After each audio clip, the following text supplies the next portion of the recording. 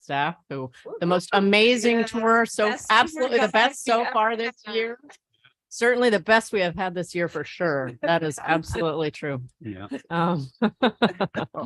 It was wonderful. The weather was very, very kind to us for the most part. It was wonderful to see a lot of sunshine and a little bit of grommel. What's that called? Grommel? What's that stuff that comes out that is not quite hail? But yeah, so I just want to thank everyone for the hospitality and really have enjoyed being here.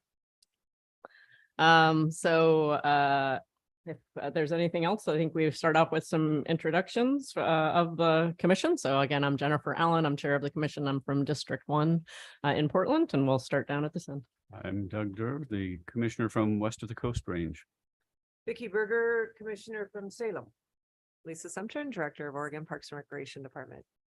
Liz Hill, Commissioner from Glide, Oregon. Steve Grasky, and I'm Commissioner from Eastern Oregon District 2. Jonathan Blasher, Commissioner, Congressional District 3 out of Portland. And Steve Shipsey, counsel to the commission.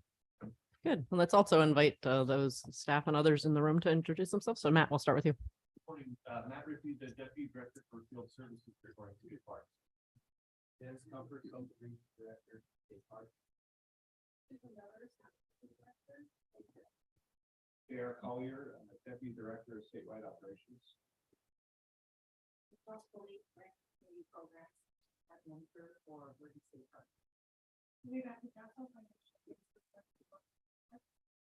Jim Palmer and Susan from Portland.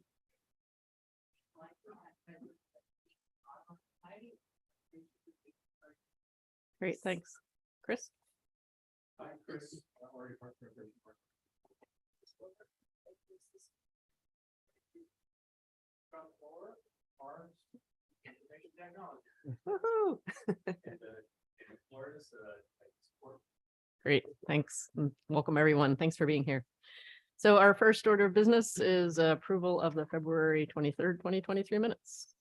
So we have, Madam Chair, I move to approve the agenda as presented.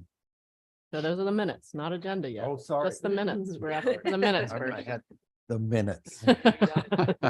Do we have any second. corrections? We have a second. Okay. If there's no further discussion of the minutes, all those in favor say aye. Aye. Any opposed? All right, the minutes are approved. So the next order of business is the approval of the agenda, and I believe we do have one thing that will be deferred. Chair Allen, if we may, we would like to remove 8C, the Fort Stevens Guardhouse Roof Package contract. Our bid came in a lot higher than we had anticipated. So we'd like to kind of go back and look to see if there's any other way that we can work with our Steam Shippo and others to help us come up with an alternative that might be a little bit less expensive than the amount that we're looking at right now. So Right. we'd like to take C off at this Great. moment and delay. Okay, we will do that with 8C. Is there any other change to the agenda? Or any adjustments? So great. I Then- move we approve as amended. So we have a motion. Do we have a second? Second. All right, motion and a second. All those in favor say aye. Aye. Any opposed? All right, the agenda is approved as amended. All right, next we will move to public comment.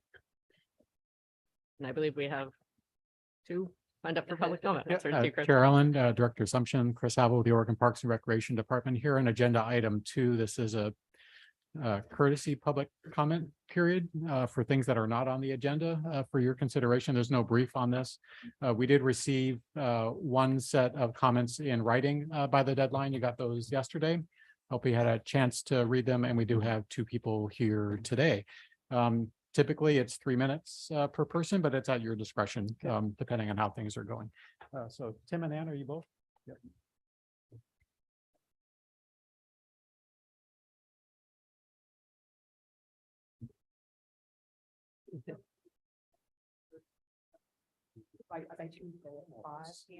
Sorry about that. Okay.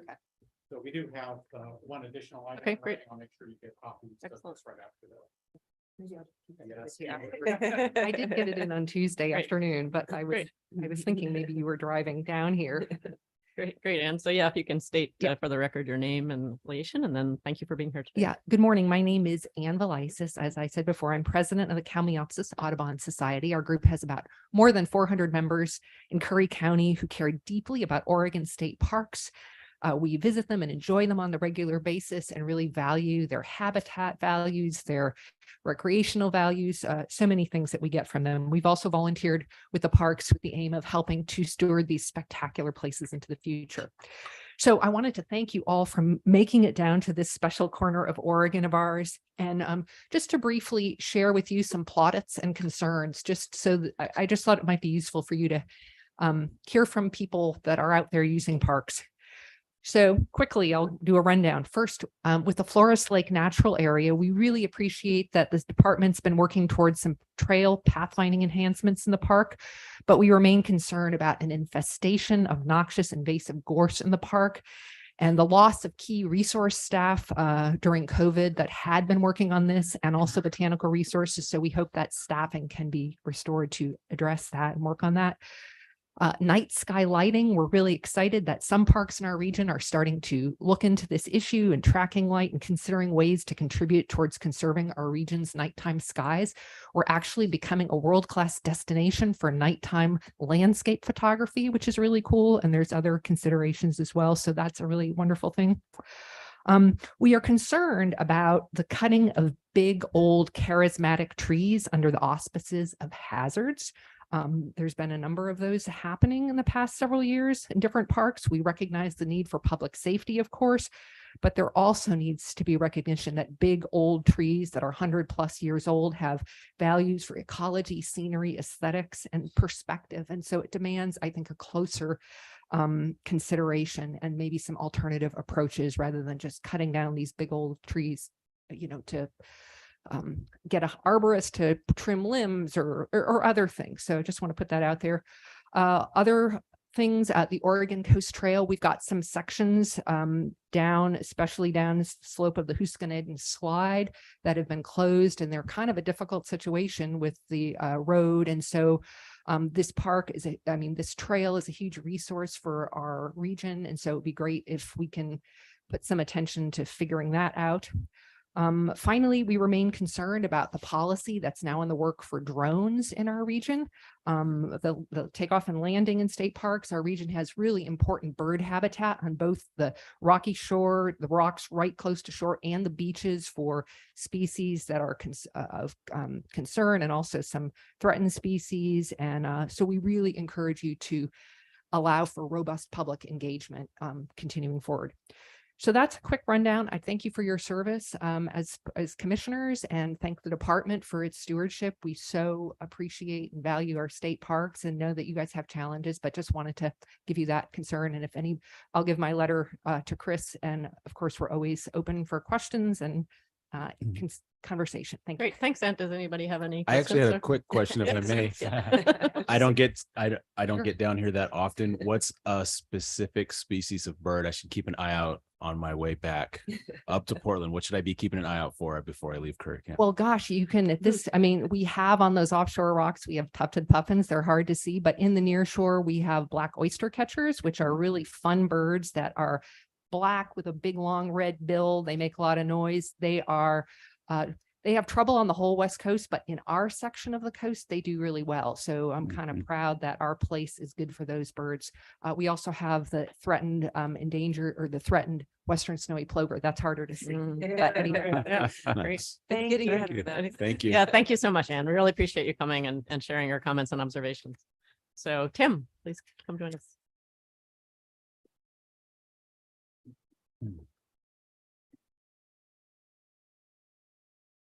Hi, I'm Tim Palmer from Port Orford, and I'm here to talk about Humbug Mountain. I'm sure you all know Humbug Mountain. Everybody does. And this is a bit painful, and I'll try to cram it all into 3 minutes here, do my best. Let me just start by saying that Humbug Mountain is very important to all of us locally here. This is a place that, the word reverence is not too strong for the way we feel about this mountain. It's a place that many of us go to on a pilgrimage once a year, once a month, once a week. And so the trees at the summit were growing. The parks staff decided it was time to thin them out to open the view back up. And I think it's fair to say that certainly I think most local people trusted the Parks Department to do a reasonable job at that and to exercise some degree of restraint. So I was shocked and dismayed to arrive at the summit after this was done and find that basically a multi-acre clear cut on a rectangle had been mowed down. 6 trees would have opened the view. I have photos that show that. I'm an old landscape architect. That's what I would have done.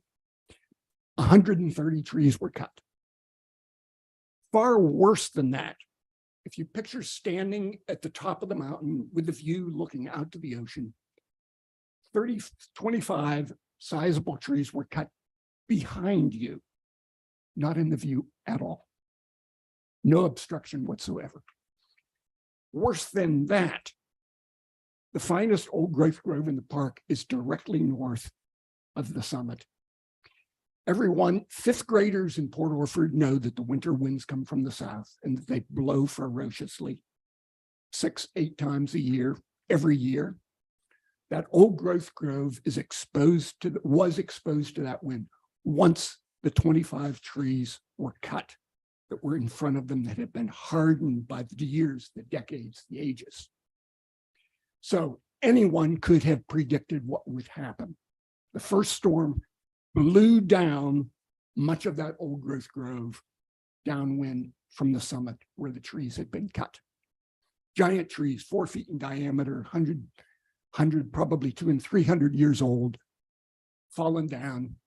It looks like a total clear cut or that a tornado hit. So I took the matter up with the park manager. He pretty much described to me that the agency's forester had set up the cut and that the contractor did the job. And so I wrote to the park staff, to the director, and recognized that there is nothing that any of us can do to correct this gross error in management and judgment and execution of what should have been a very simple job that everyone would have supported. Nothing we can do about that. The least we can do is make sure that this kind of egregious error does not happen again, here or elsewhere. And I'm sorry to say that the response I got was extremely inadequate. The response I got was nothing but defending what was happening. The trees that were cut were called hazard trees. They were not a hazard at all. Now we have an extreme hazard because of what was done. The reason was given that we need to manage the summit for recreation. It was one of the recreational highlights of the entire Coast Range, and I would say the entire West Coast.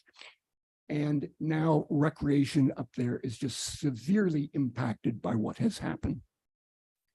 So the need remains, in my opinion, to take measures to see that this will not happen again here or in any other park across the state. And so I'm here today to ask you to direct the park staff to do that. That's all I'm asking. You know, our mountain has, so much of the experience has been ruined by this lack of simple recognition that the wind blows. Anyone would have known this would have happened. It's beyond my comprehension how an educated, informed, responsible staff could allow this to occur, but it did. So let's not see that it happens again. Let's guarantee that the protocols for what's called hazard should be reviewed. There was no hazard up there whatsoever. That's the excuse given now. My own personal opinion is that the person laying out the sale thought it'd be real easy to set a rectangle up, plot 4 GPS points and tell the contractor to go get it. I think that's probably what happened. The reasons, the excuses given for view, for hazard, for recreation simply do not make any sense. So please do what you can to see that this doesn't happen again. Yeah, thank you, Tim. Thanks for coming, Commissioner Berger. Yeah. Tim, I read your letter yesterday And I was equally disturbed. Quite frankly, I can understand your anger and looking at your pictures. I've not been up there, haven't seen it. Mistakes do get made. You may have hit on a big one. And our staff is responsible for a huge amount of forest land. And nobody's perfect. I was most disturbed by your hazard response when you got to Salem. I have asked staff to respond to us with an explanation of what happened, how it happened. And I agree with you. Let's see that this kind of thing doesn't happen again, where something doesn't go right and it just kind of gets shoved aside. And if there is any mitigation that is possible, we'll look at that too. I guess I want you to know that, speaking for the commission and for myself, your anger is justified if this was done wrong. Okay, and it demands a response to us as the commission for what happened here. Okay, I guess I'm trying to affirm, you're right. Okay, Thank you. Thanks, Commissioner Berger. Any other Commissioner Grassley? So also, I want to echo what Commissioner Berger just said, but also want to qualify something that anyone would understand this problem. When you live in Harney County and the tallest thing is the sagebrush, not everyone would understand the problem. What I really like about your anger at the end is you offer a solution. And I hate when folks just come to complain and don't give us an idea of what they need. So thank you for that. But let me point out, it's not a solution. What has been done, we're going to live done, with yeah, for sure. decades and We're gonna- decades, long past my lifetime. Okay. But let's see that it doesn't happen again. Yep. we get that. So I echo that. To not feel like this is personal. I know that the staff know that. So your comments are much appreciated and your anger is much appreciated as well, because it's the only way we're going to get better. So don't feel like this is, I know it's emotional for you, but I want to make sure that you're assured that we get you. It's okay. Yeah, and we want to We improve. want to fix this. Yeah.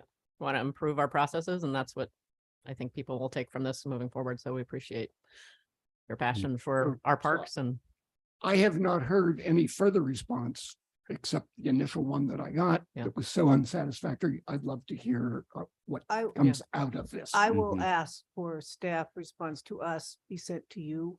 Hmm. You will get, as you said, we can't put the trees back, and we haven't been up there and we don't know, the issues, but you will hear further. thank you, Tim. Thank you. All right. Thank you so much. And thanks for caring so much. Yep, absolutely. All right, I think our next item is director's update.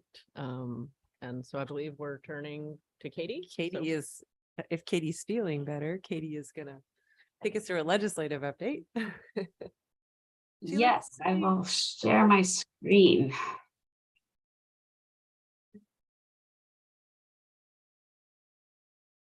So Chair Allen, Director Assumption, and members of the commission, I'm here on agenda item 3A with a legislative update.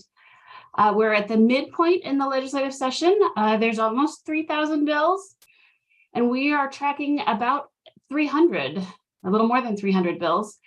The first chamber deadline was last week, so many of the bills are not moving forward, but I will give you an update on the ones that have moved and where they're at. And we will keep progressing to the constitutional sine die, which is June 26th.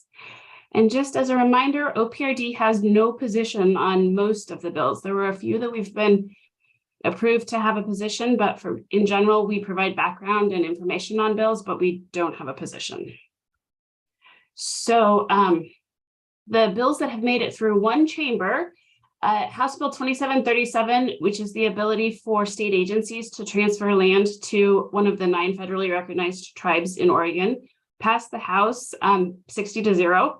So it is in the Senate, it's in the Veterans and Emergency Management Committee, and we hear that it will be scheduled. They're stalled right now. The Senate has a lot of bills on the floor, so they've been doing floor sessions and not having committee meetings. So hopefully soon it will be scheduled, but we are waiting for that. And then Senate Bill 890, which is the reformulation of the Parks Commission membership, and that passed the Senate 25-4 and is in the House Everything Natural Resource Committee. So we'll work on getting that scheduled for a hearing soon. And then there are a number of bills that are in Ways and Means. So they've passed out of committee and then they're in the Ways and Means Committee, and we'll see what happens. There broadly are a number of bills in Ways and Means. House Bill 2914 is an abandoned and derelict vessel program, and it names OPRD as one of the agencies to be involved with development of the program. We wouldn't necessarily have any funding, but we would be involved with a task force in developing the program. And there would be an additional funding to DSL to operate a program to help address some of the abandoned and derelict vessels. We're particularly interested in it on the ocean shore, and helped to make sure that it addresses both submerged and submersible lands so that it can cover the ocean shore. Senate Bill 679 is the Oregon Coast Trail bill, and it was amended so that it now is $250,000 in general fund for the Oregon Coast Trail. So that is in Ways and Means. And then Senate Bill 873 is around bioengineering.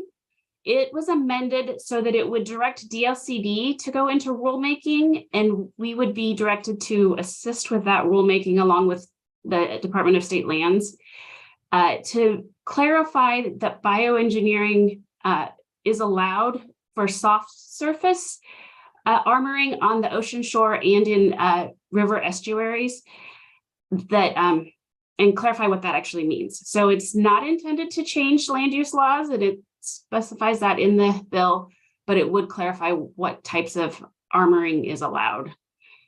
So it would also allow us to do rulemaking after DLCD does rulemaking. So we'll see where that one goes.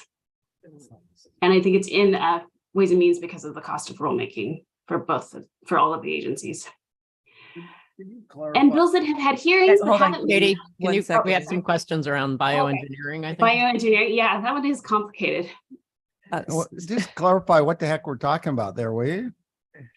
So bioengineering is not riprap, but that was one of the questions. It's like riprap on the ocean shore, but it's hardening surfaces to protect the shore from erosion. But it's not riprap. So that's where the definition needs to be clarified to make it, it would be natural surfaces, like rocks and trees that are not riprap. Katie, hold on. We're going to have Shipsy weigh in here for us so he can help clarify bioengineering versus riprap. Yeah, so when I reviewed this bill initially and when I spoke with DLCD, everybody was under the impression that this is allowed and that this piece of legislation isn't necessary to authorize this. It is, it would be similar to the project, the dune restoration project we're requiring when the time comes, just south of here, where you would use natural product like trees or rock that would be on that beach as a solution, but not a riprap structure. So I'm not entirely sure why this is urgent and receiving legislative attention, but that's where Katie maybe knows better than I. Okay, sounds like they're trying to create better clarification of what's permitted and what's not permitted in terms of the use of natural materials. Yes, and that was it. All of the agencies felt like it was allowable and we weren't changing land use laws, but some clarity in rule may help to make it clear to local governments and to all of the agencies which types of projects are allowed. Does that answer the question? I think so. Yes. Thanks, Katie. Okay. We spent quite a bit of time with all three agencies trying to figure out what was necessary. Great. Thank you. So hearings, these are bills that have had hearings and are in committees that the deadlines don't apply, so they are still active bills. Senate Bill 149 extends the special assessment for historic properties sunset so that the program could continue. It had a hearing in the Senate Finance and Revenue Committee, and we're hopeful that it will move forward. That committee's had a lot of hearings and not a lot of work sessions, so we continue to advocate for a work session on that bill. And then we have our two ATV bills, the one on safety education cards and the one on the ATV definition, and have heard positive things from the committee chair, co-chair, joint transportation, and are working to move those forward. And then the budget, you'll hear more from Rebecca, but did do hearings and have not yet had a work session.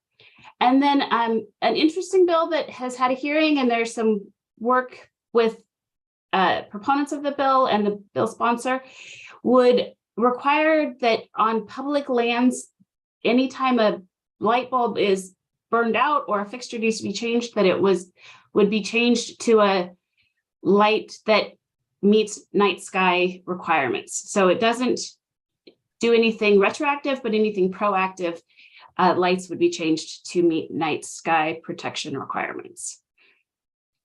And then just as one last bill that we talked about in the past, House Bill 2011 was a park employee safety bill that would have expanded protections for all park and recreation employees, and that did not get a hearing by the deadline, so it will not move forward this session. And that is all I have. If there are questions about those bills or any other bills you've heard about that you were curious. Do you know, do you know why the last one didn't get a hearing? We've had lots of conversations about what I would stop sharing, and there's concern that they would like to address issues for all public employees, that there have seen more assaults and more threats for all public employees. So trying to, instead of doing piecemeal, looking at all public employees, and then looking at something that's more proactive and not reactive, that when somebody assaults a public employee, they don't necessarily know that there's an expanded penalty, but if we could do something more proactive, that maybe would have a more favorable outcome. So we'll continue to work with the sponsors of the bill and with the Oregon Recreation and Park Association to come up with a solution that can have traction. Thanks, Katie. Unfortunately, it's not just park rangers. So anybody Yeah. that's doing any of the regulatory or having similar concerns, we've been working with some of the other natural resource agencies, DEQ, DSL, ODFW, some of the other ones that are having similar incidents to it's very, very high on the governor's list right now around safety for public employees and, Okay. and making sure it's not exclusive. They didn't want to take action on one and not and leave others behind. All right, thank you. That's helpful. Jonathan, Commissioner Blasher. It's all good. Jonathan's fine. On Chair Allen, on that topic, that might be a nice work session topic for the commission to hear a little bit around public safety, because these types of bills and things, those changes, while they can have an impact, it doesn't do anything around prevention, right? It's a response to something in the moment that people are thinking about. So it'd be great to hear a little bit more of what we as a commission should know to help support staff safety and our guest safety. And I know that that's a very complex thing in the notion of safety and those things, but just what that might be a good work session just to hear a little bit more of an update on the different efforts and things that you all are doing to support staff in the field and guests. So Yeah, no, that it would be very timely, because those are a lot of the conversations that are coming up, because these actions are more punitive, which then is kind of counteractive to the whole. right, it just continues the cycle of the like prison Conversation. industrial complex that isn't really helping people. It's just Yes. it's just continuing to hurt like poor folks and folks that have mental health issues, and it's not necessarily making community It's not safety. changing. Yeah. Right. Yeah. Yeah. No. Yeah, I support that as well. As a workshop session. And I think getting this bill passed and making sure that there's consequences is important too. Yes. I think it's the both ends. Yeah. It's the imagination. Yeah, Yeah. Commissioner Berger. Katie, I know this is a 5-letter word to you, but when I was down there was talk of drone bills. Oh, yeah. Mhm. Are you tracking those? And is there any, just let us know happens on that 5-letter word this session. Yes, there is a bill that would allow local parks to establish rules for the use of takeoff and landing of drones, and that one, it has moved forward. It hasn't passed completely yet, but it is moving forward. So there's nothing that specifically would address our rulemaking around drones at this point, but there is interest, and there has been discussion about maybe resurrecting. I think probably when you were in the legislature, there was a drone work group, and there has been interest in resurrecting that work group. So there may be some role there, but nothing yet that impacts us, but we are definitely tracking and watching any activity around drones. Thank you. Thanks, Katie. Very good. All right, well, Thank you. thanks for all your work in tracking things in the legislature and moving things forward for our department. And walking us over in the rain all the time. Great, thanks so much. I don't think there are any more questions, so appreciate it. Thanks for the update. Our next item is best practices with Chris. Chair Ellen, Director Assumption, Chris Havel with the Oregon Parks and Recreation Department here in agenda item 3B. This is an action item. You're going to have deja vu because didn't we just do this at the last meeting? You absolutely did. The person who put that brief together and the entire tally of your individual commissioner votes double counted one of the commissioner votes, which is why there were 7 showing when there were only 6 commissioners. That person would be me. By the way. And the I director. just want to know whose vote you double counted. Yeah. Yeah, I get 2 votes on everything. That's just the rule. So what you have is the corrected tally that shows the 6 commissioners who participated in the voting. It doesn't change any of the results. You're still, of course, still passing on all of those best practice measures. Just need you to consider again your vote to approve that item so that we can package it and move it forward. And that's the staff request, is that you go, oh yeah, You reapprove. we approved the correct report this time. And to finally add abstain as an option. Uh-huh. Yep. Yeah. And I've actually already made that change to the voting system. Commissioner Blasher. When I look at the packet that I received, number 15 Yes. has 4 and 3, which I think Oh, makes it's 7. No kidding. I swear It is. Do you have a pen? 7. I do. And we could cross that does out. everybody Everybody have have a the correct one. Yep. So that, yeah. Great. If you would cross that out and then when you're done, throw it at me. That would be fine. You can make origami. What do we? So is it- what are the numbers supposed to be on that one? He'll have to check. Because right now it's He'll like have 4 to and check. 3. Yeah, 4 and 2. it's 3 and 3. 3 and 3. 3. Yep. Okay. So we'll just adjust it to So be it- 3 and 3. Have your vote. I move approval as hand amended. Right.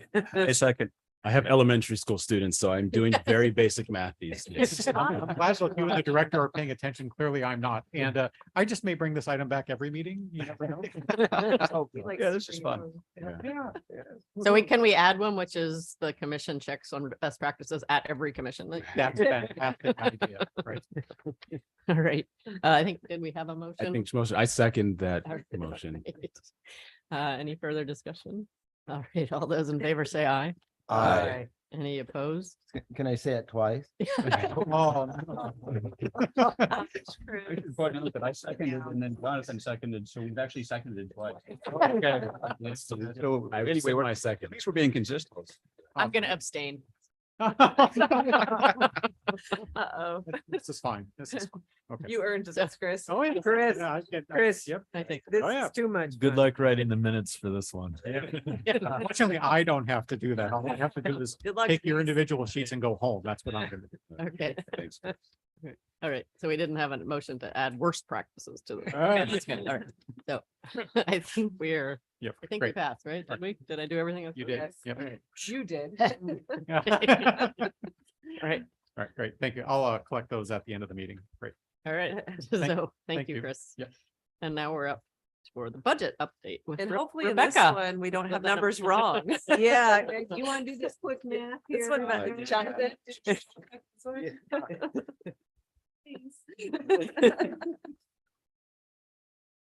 Good morning, Chair Allen, Director Assumption. For the record, I'm Rebecca Jasso, Financial Services Director for Oregon Parks and Recreation. And I'm here to talk to you about agenda item 4A. This is informational only. It's the latest information that we have on the lottery forecast. So in February of 2023, there was an increase to the lottery forecast of just over 1.2 million. The rest of the forecasts seem to be holding stable at this point. DAS and LFO are actually doing a 2.5% decrease to our 23-25 budget for lottery. And then we'll have another forecast that comes out in May. And if we're seeing an increase in that, hopefully we'll see those numbers go back up to where we had originally had them forecasted, but it's kind of a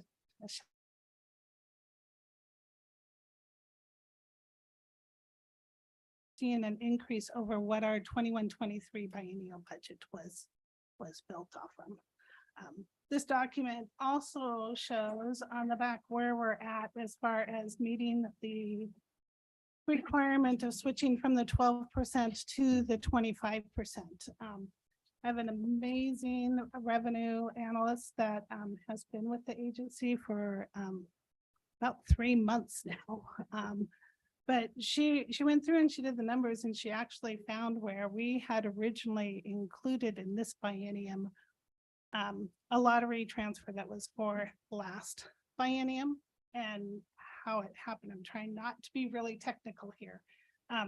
But DAS transfers the lottery to us on a quarterly basis.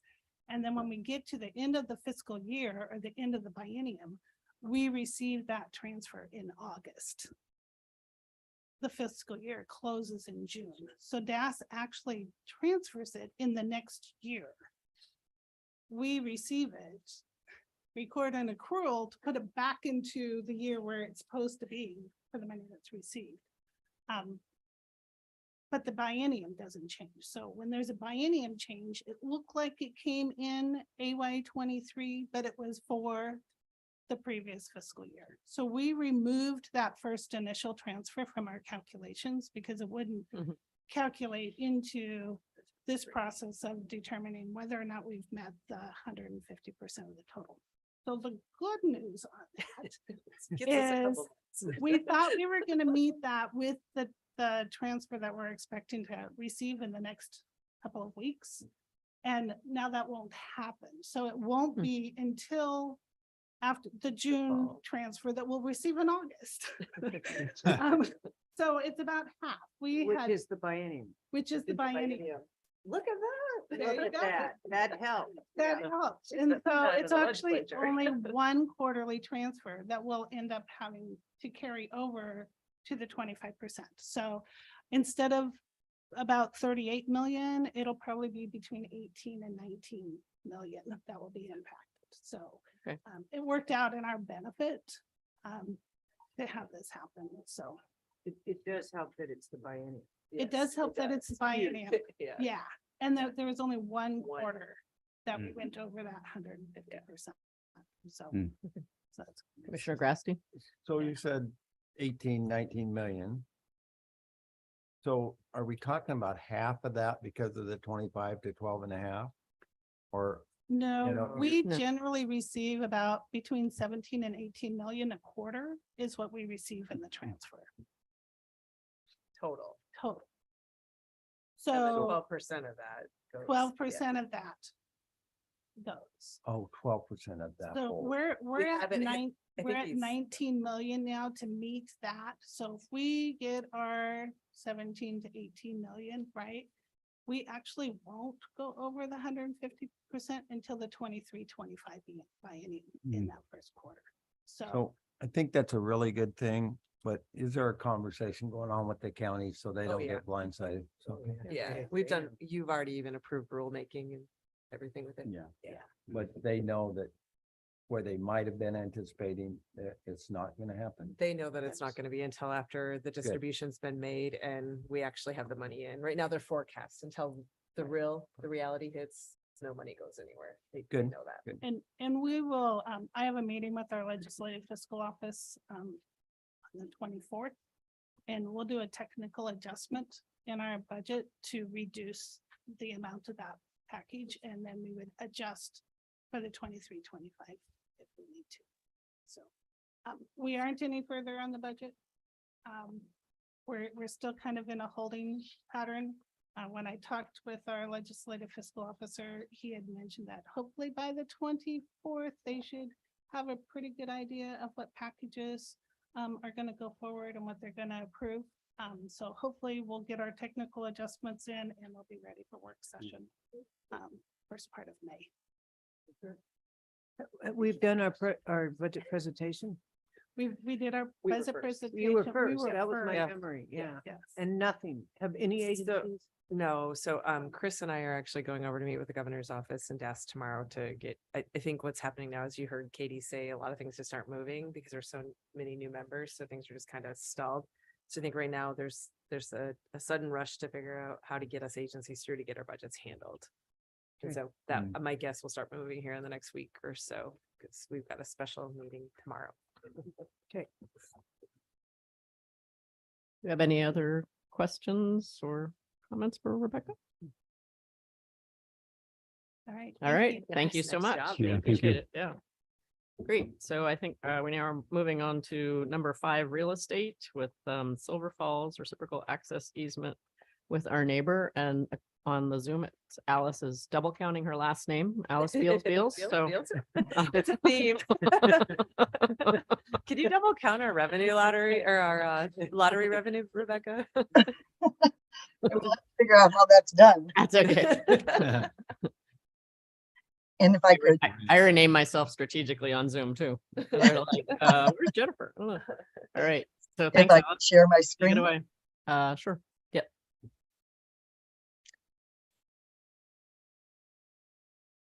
Oops, she's lost the. There we go. Okay. Somebody. We got it. Nice.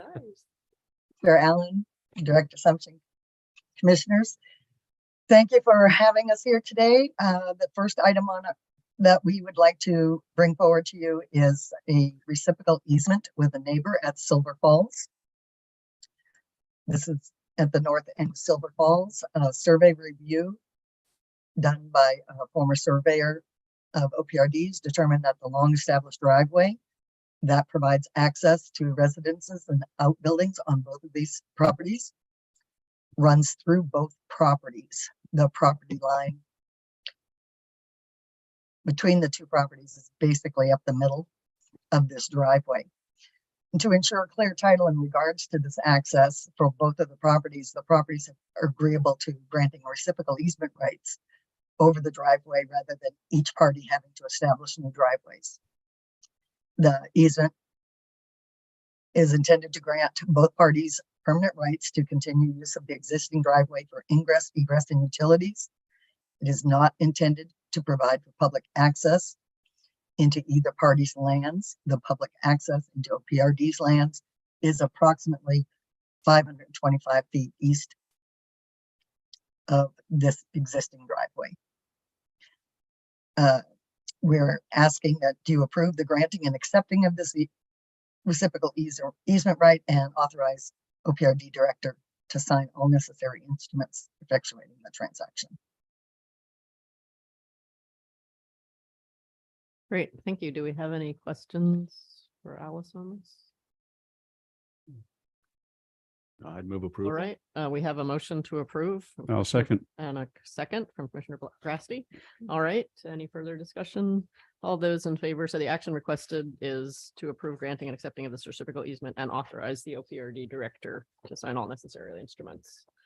Effectuating the transaction. All those in favor say aye. Aye. Any opposed? All right, motion passes. Thank you, Alice. And we're going to go on to the Ochico Thank you very much. State Scenic Viewpoint. Ochico State Scenic Viewpoint.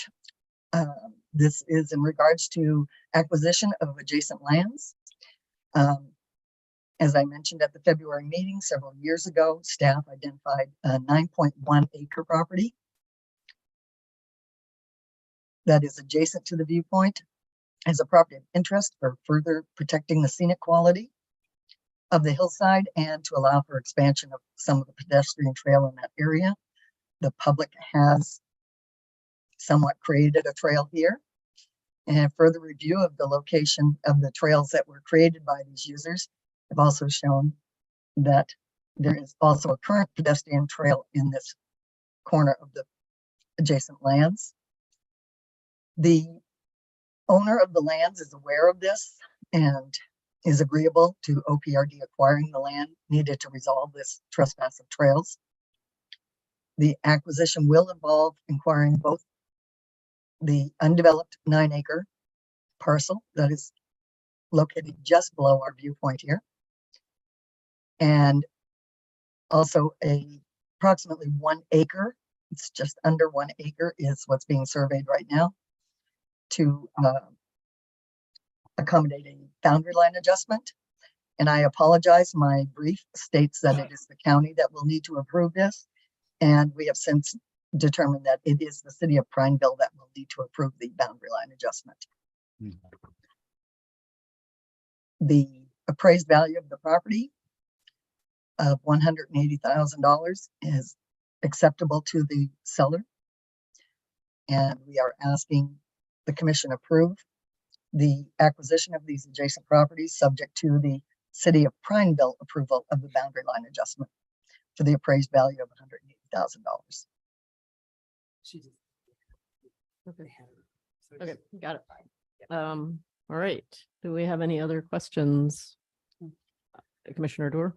Yeah, I might just briefly ask for some background in terms of just what are the existing facilities and how could we characterize the use of the Ochoco State Scenic Viewpoint? And then I guess I would also like to ask, do we reasonably expect an additional development of facilities on the existing lands or on these lands that are going to be acquired? Just, I don't need a real detailed summary. I just like kind of a quick overview of that. My understanding is that the reasoning behind wanting to acquire these areas that have these trails on them is so that we can improve and maintain these trails. By them not being on lands that we have the right to be working on, we can't really do much improvement for the public trail users. So, Commissioner Dewar, have you, sorry, Alice, this Yes, is a please. director assumption. I'll help with that. At the last meeting, we did an information item and I'm not sure if you actually got that. So I just want to make sure that. Oh, we did receive, I just wanted to kind of recap it here to understand, because Okay. I don't think we covered some of that, but we didn't cover, maybe, I just think for the purposes of the vote, it might be helpful to just a couple sentences, just talking about just the background of the property and how this adds to the Okay. value. If only for the record. Commissioner Grassi. So I'm just trying to get this in my mind and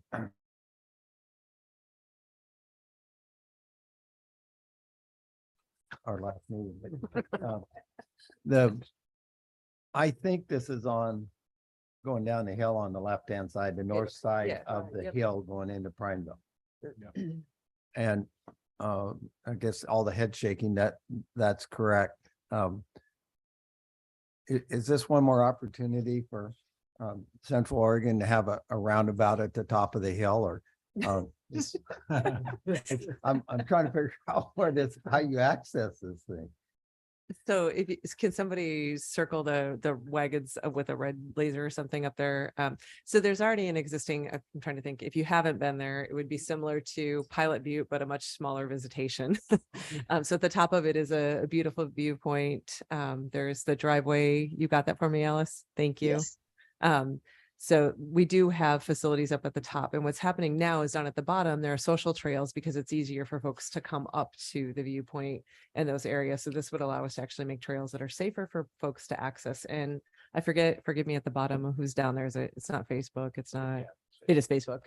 So that a lot of the employees and folks are coming up on their lunch hours, and they've created these social trails to get up to the facilities already there. So it's to improve the trails and the access, not to add more facilities or make this some big different thing, but it's to improve access for the city and the folks who live there and use it. Feel free to fix me. Yeah, thanks.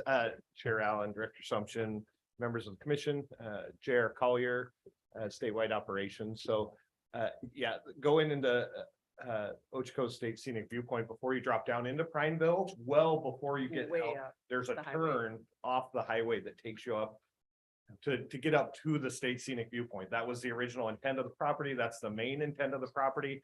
What we've seen recently is with this burgeoning business and subdivision at the base of this scenic viewpoint, which is what you see there in that northeastern corner of the map, has created this want for neighborhood access up to what was primarily set as a rest stop, picnic area, view of Prineville and the surrounding area, now is turning into a kind of a cool community access and trail system. And so some of that has come, we'll call it organically, on property and in partnership with us, some of it organically, just connecting straight line of sight between the subdivision and our property. And so this is just kind of addressing that. The neighbor is actually a great neighbor and has not caused a lot of issue with it, but clearly it's their property and there's trails cutting right through it. And this is going to kind of, solve an issue before it's an issue. And it is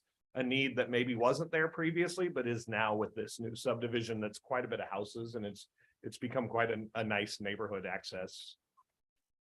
Commissioner Just Gresky. a point of information for in the future, it'd be really helpful on some of these, and this would be one of them, to have a topographic map as well as the picture.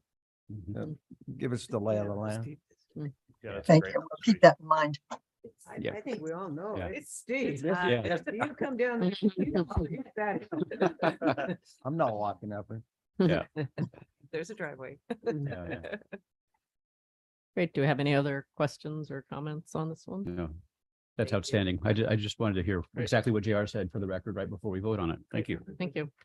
And thank you, JR.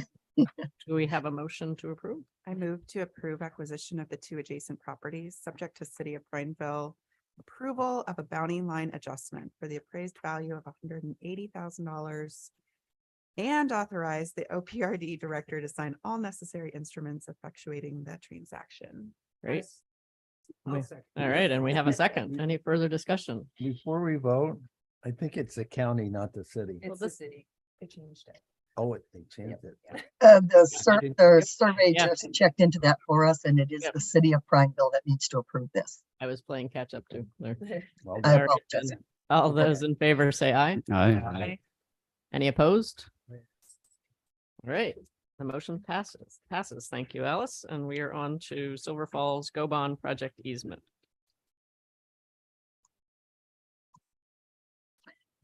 In going forward with the activities for the North Gateway Visitor Center project, we are working with Marion County to propose a vacation of county road running through our land. This east-west segment is developed. The north-south segment is not a developed road at this time. In the earlier proposal to the county for the vacation of a portion Pelt Road, one of the conditions the county placed was that OPRD was to offer an access easement to any adjacent properties that are currently served by Pelt Road if the landowner wanted one. There is currently and I apologize, my technology is not that good. There is currently a primitive road along this east boundary of our lands that runs in a north-south direction that would serve both of these private properties. We are currently using it as a fire access road. We have had survey work done recently to establish the location and the legal description of this lower segment of this fire road so that we could offer that to our neighbors if they're interested in a secondary access easement into these properties. We are requesting, again, commission approval, subject to the county agreeing to vacate their Hull Road right of way and to grant the access easement over the existing fire road to these neighboring properties should they desire. Great, thanks, Alice. Do we have any questions for Alice on this one? All right, if not, do we have a motion to approve? I move we approve granting the access easement to the neighboring property owners, subject to county vacation of the Holt Road right away. Great, do we have a second? Second. All right, we have a second from Commissioner Blasher. Any further discussion? Great, all those in favor say aye. Aye. Any opposed? All right, that passes. Now we're on to Oswald West State Park, North Coast Land Conservancy easement with Tabitha. And Tabitha was Okay. not able to All right. attend the meeting There today. you and go. asked me to present. With Alice. No, that's quite all right. She was scheduled to attend, but was unable to, so. This is our Oswald West State Park. North Coast Land Conservancy is a land trust working to conserve, connect landscape of the Oregon coast from the Columbia River to the northern Lincoln County by acquiring or otherwise managing lands for their habitat value. They've recently acquired over 3,500 acres for their Rainforest Reserve project located in the just northeast of Oswald West.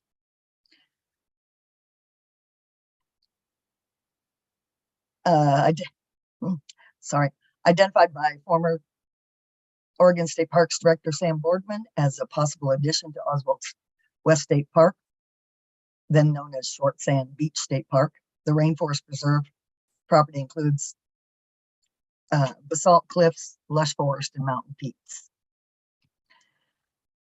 North Coast Land Conservancy has requested easement rights to cross 2 short legs of private roadway on state park property for access into these lands and for grant management purposes. Both of the roadways are located off the northbound lanes of Highway 101, travel northeast from the highway, and are currently utilized by area timber companies to access their land holdings via a non-exclusive easement and permits. These same timber companies allow for permitted recreational activities on their properties by the public. OPRD has issued an access permit to North Coast Land Conservancy for interim road use, but conditions of several of the project grant funds require these rights be secured by an easement. The request is to grant ingress and egress easements for management purposes of conservation lands. Right, Commissioner Grasty. It's a quick question. Maybe this needs a legal explanation, but if there's already non-exclusive easements, why are we doing this? Why is it necessary to do it? I understand the grant requirements, but are those current easements not for everybody? Are they specific to some? But These non-exclusive easements are specific to these timberlands, not to the North Coast Land Conservancy lands. Got it. Commissioner Dorr. Yeah, thank you. I know these points of access well. I've walked them about as much as any mortal could.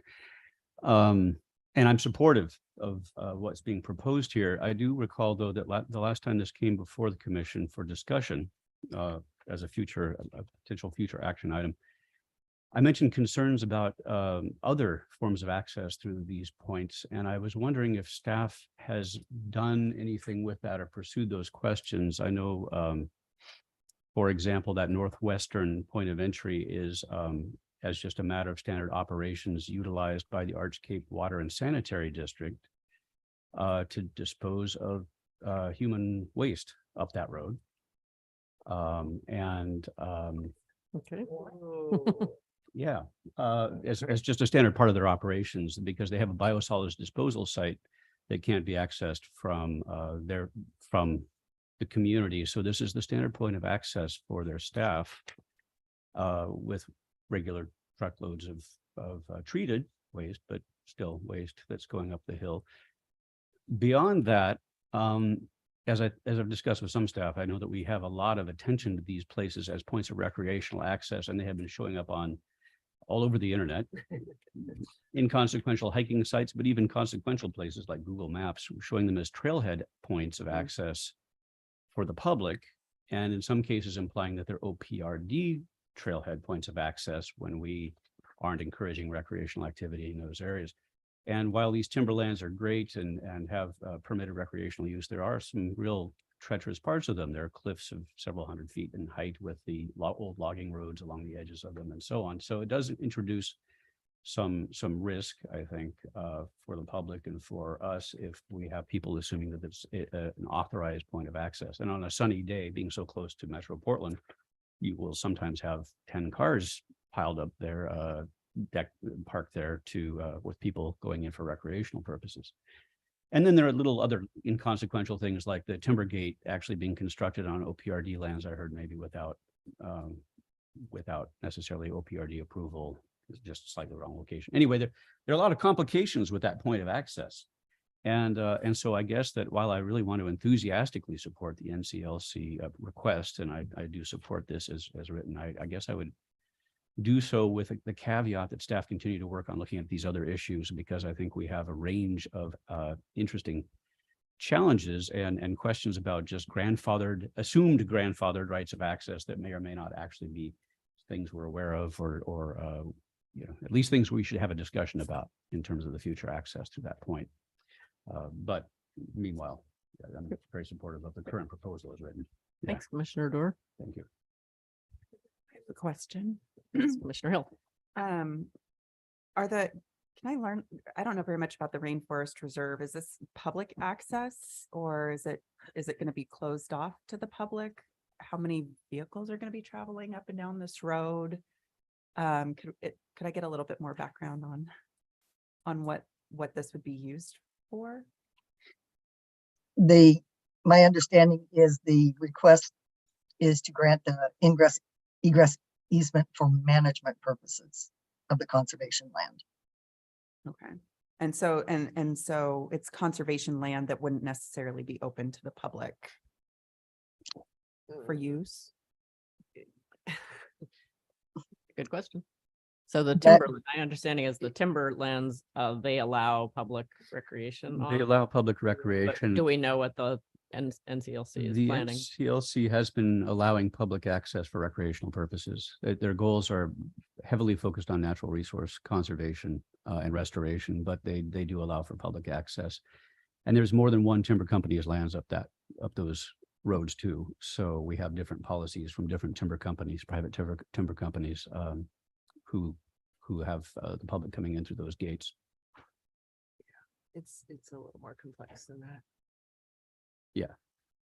Which speaks to your earlier point, Yeah. Commissioner Dorr. Right. Yeah, it's a Yeah. complex point of access. There's a lot going on, and I think more all the time, in part Yeah. because of the public perceptions of it as an appropriate trailhead, the publicity that the North Coast Land Conservancy has brought to this land, and some other things as well. So there's just a lot It more seems like traffic. it's going to be getting a lot more usage than what we Right. had originally used for. There's a lot of enthusiasm and excitement about the acquisition, and it's very similar to the San Berry. It's not open yet, but all of a sudden it's out there on every, Yeah, social media. it's all People are over. like, woohoo, let's go, right? So like trying to manage that in partnership, but the easements are necessary for them to be able to have the access they need to get to that property. But it's my understanding that their intention is to have recreation and public access and not to deny public access for recreation. That has exactly. traditionally been honored there. Right. Yeah, there's a long history and tradition of people using the logging roads for Now they're recreational become purposes. famous. Yeah. But it is, I Thank can you. say it's an interesting ascent, for example, going into that northwestern gate, and it's a fairly steep ascent up into the mountains, and you don't know what might be coming down the other way. You might have tourists who have arrived from Portland, or you might have a log truck from an active timber operation, or you might have a truck that just deposited sewage. Yeah. Anything is possible, or you might just meet an elk. Yeah. But anyway, Well, it's- You can't get yeah, anywhere else. so there's a lot going on at those points of access, and I guess that's my main point and concern. But again, the NCLC request is fairly simple, and again, I want to continue to state my support for that. Yeah. Great. Chair Matt, Allen- welcome. Chair Allen, Director Assumption. Thank you for those comments. I was actually just composing an email to John Wickersham to set up some time to talk through some of those concerns about the public access versus the management access and egress. So Dennis and I will set up some time, probably bring in Justin, the North Coast District Manager, just to make sure that we're all on the same page Right. with how we manage Yeah, that yeah. access. Because you're right. I don't get over to the coast too much, but when I do, there's always cars parked It's, at that it's access getting very point for sure. popular. Yeah, And if you've ever been up there, I mean, I see why. yeah. Yes, yeah, Yeah. it's an incredible spot. It Thank is. you. It Commissioner is, yeah. Grassley. So this seems like a pretty simple, straightforward request, but as you talk about it, it becomes less so. Commissioner Durr, I'm kind of curious. I have a brother that owns land in Rockaway Beach, and in the back of his mind is an escape route for the big earthquake up some of the logging roads. Is that a potential for this road system? This, yeah, at this particular place, Highway 101 is actually well above the tsunami inundation zone. So one doesn't have to run up the logging roads to get away from the tsunami. If the tsunami is that big, we're all doomed. It's, I'm thinking the earthquake more than the tsunami. Right, you know, I think, I I shouldn't be saying this when it's we're live on YouTube, but the elevations are, you know, maybe 500 to 800 feet at the points of yeah, so if the tsunami is getting you there, we're in trouble. So these aren't going to help us. In other places along the coast, those logging roads are critical for potential tsunami evacuations, but not in this location. Yeah. Right. Any other comments or questions on this one? Well, Useful, I but mean, yeah, I go ahead, still Commissioner feel a little Foil. uncomfortable voting on this if we don't have clarification of if it's gonna be for public, if the easement's gonna go for just, small management access versus eventual public access that we don't know what they Right. intend to do at this point unless there's some clarity from staff on that. Well, I think the easement will be for management access and egress, and I think we need to work with so they'll be crossing just a small section of our property to access the North Coast Land Conservancy's property, and I think we need to work with the Land Conservancy to make sure that there's kind of adequate education that that's what the access and egress is for. And so that's a meeting that we'll set up here shortly with the North Coast Land Conservancy. Right. So Right. what you're approving is for the management purposes of the Yes. conservation. land. So Right, It's gonna be, the onus will be on us to make sure that that agreement is very clearly stipulated. that Exactly. Yeah, I it's think that when we were So briefed on this pass. before, it was clear that this was for management access, So- not for Yeah. recreational Not- purposes. So Right. So could we add approval of access easements to NCS where the Rainforest Reserve Project for management purposes or wherever that belongs in the Yeah. approval of access easements for management purposes to NCLC? Yes. Yeah. So if we added that. And that gives clear direction to staff so that we. Right. Yeah, right, exactly. And I'm not necessarily saying that we want to try to aggressively restrict recreational access, but we No, don't no, want to we just just sort of want- we're walk, gonna get it- we don't want to Yeah, right. sleepwalk into having opened the door to all these things and, Without a it's a, plan. it's a complex place. But for their management purposes, I think it's just reasonable for them to have that access. They have to run equipment in, do fire prevention, all manner of natural resource management tasks. And so I do think it's, as long as we're keeping it at that level for now, I This is- think we're good. This is contingent on some of their grants too, correct? Right. Yeah, Yeah. so I mean. we Yeah, would That's be- right. Yeah. Yeah, Yeah. They're satisfying it, right? yeah, they need the grant Yeah, too, but I think we can manage that expectation. I think we can, that exactly. cooperative work kind of on the ground, I think we'll be successful there. Right, yeah, again, I'm comfortable, in fact, I maybe will make the motion. There you go. I will make the motion that we approve this easement as requested, but with the understanding that staff will be working diligently to try to kind of assess these other kinds of uses and other potential challenges we might have there and continue to pragmatically work on them. We know that's the case. So with that, I will move that we approve. So the approval of access easements for management purposes to NCLC in Yeah. support of the Rainforest Reserve Project. So adding that small clause. Okay. Right. So do we have a second? Second. Second from Commissioner Grassley. Any further discussion? All right, all those in favor say aye. Any opposed? All right, motion passes. Thanks, Alice. Nice job. Thank you very much, Commissioner. All right, Thanks, Matt. and now we're on to 6, community engagement. all-terrain vehicle grant recommendations with Michelle. Welcome, Michelle.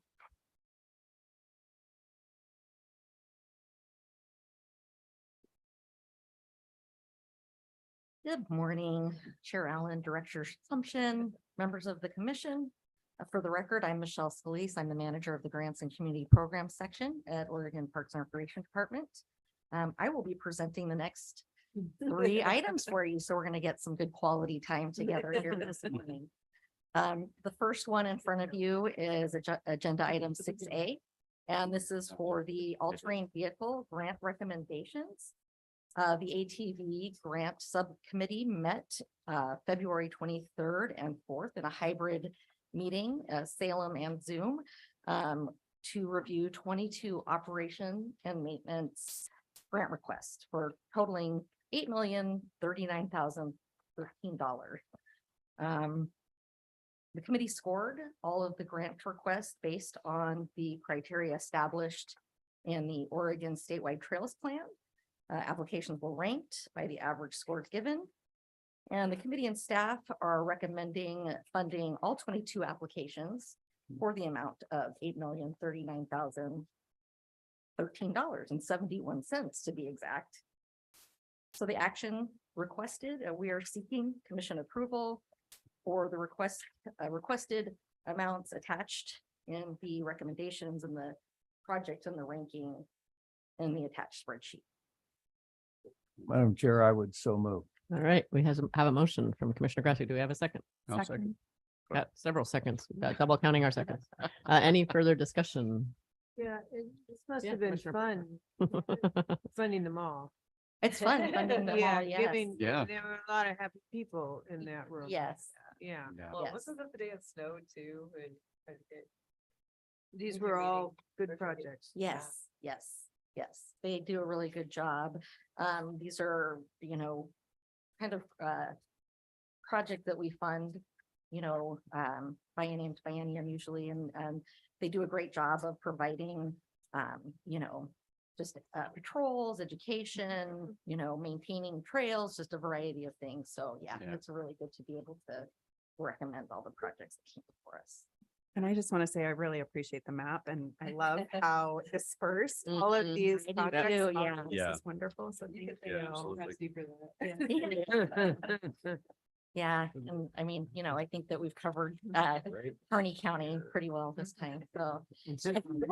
But yes, I know the map is really popular and I do like it. I do like seeing that too. It is a little bit of work for staff. I appreciate them doing that because I know how much that really kind of gives you that visual. So Yeah, absolutely. Great. I think I still need to call the. vote, You don't I? do. Yes. All right. All those in favor? Aye. Aye. Any opposed? All right, good. All right, on to Yeah. the next one. all right. the next Recreational one. trails. Yes. So the next item is agenda item 6B.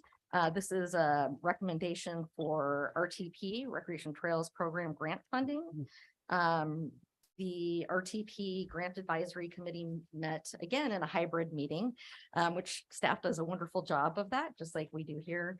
They met March 8th and 9th for their annual review of grant requests. And the committee scored project applications based on the established criteria from the Trails Plan. And 24 grant requests were submitted, requesting a total of $2,731,000 and some change. There is a little bit of a correction in here. It looks like we can potentially fund 15 to 16 of these projects due to a reduced request in the motorized section. And so we are, let's see, we are requesting, funding of a total of $1,945,000 for the motorized and non-motorized projects. So the request in front of you is that we would like to have approval of the ranking and distribution of RTP grants as recommended by the RTP Grant Advisory Committee, taking note that these amounts may change as funding becomes available. All right, do you have any questions or? Yep. Just Commissioner a Grassley. comment, I'm trying to keep up with Commissioner Fleischer as he critiques additions and whatnot. But on the map, which I love, why is the Harney County one 1M? me look at the map. Probably for motorized. Oh, yeah, it's the Ah. first ranked Thank you. motorized project, I believe is why that's M. Because it's the best. Oh, county. yeah. It's the best county. Yeah. Actually, Because it's the it's best county. the best county. Thanks. So are there 13 or 14? There's actually, so total with the motorized and non-motorized, you're gonna be able to probably reach 15 to 16 of the projects. And the reason is that actually the Harney County request has reduced by quite a bit. They've reduced their request to $123,000. So we're gonna be able to reach down, project number 3, unfortunately, we found after we've done our due diligence, and we really did think that that was eligible. Federal Highway Administration does reserve the right to change their interpretation of what is an eligible project. So that one is ineligible. So we will be able to reach down to the Tread Lightly project for funding. So should be Yeah. 15, 16, yes. I love the idea of them replacing that trail groomer because it covers hundreds of miles of trails out there. If you ever get an opportunity to ride in a groomer, you should do it. It's an amazing experience to watch them going through the forest in the winter. We actually almost did have a chance to the opportunity to do that. Yeah, unfortunately due to weather. So we were gonna go with the committee after this meeting and go, and they were gonna host some snowmobiles and the groomer, kind of looking at those things. Unfortunately, weather would not permit us safely traveling to the site and doing it. So hopefully we can do that at some point. It's amazing. We'll invite you. I've been there. All right. I think we need a motion to approve. Sorry, Number 4 moves up to funded. yes. And it should, and these things can change depending on, we are asking for approval of the ranking of these. Ah, So that got if it. funding Right. becomes available, then we can move down the list. So really you're approving Yep. everything on the The list except for number 3 1.945. because, Yes. yeah, as funding becomes available.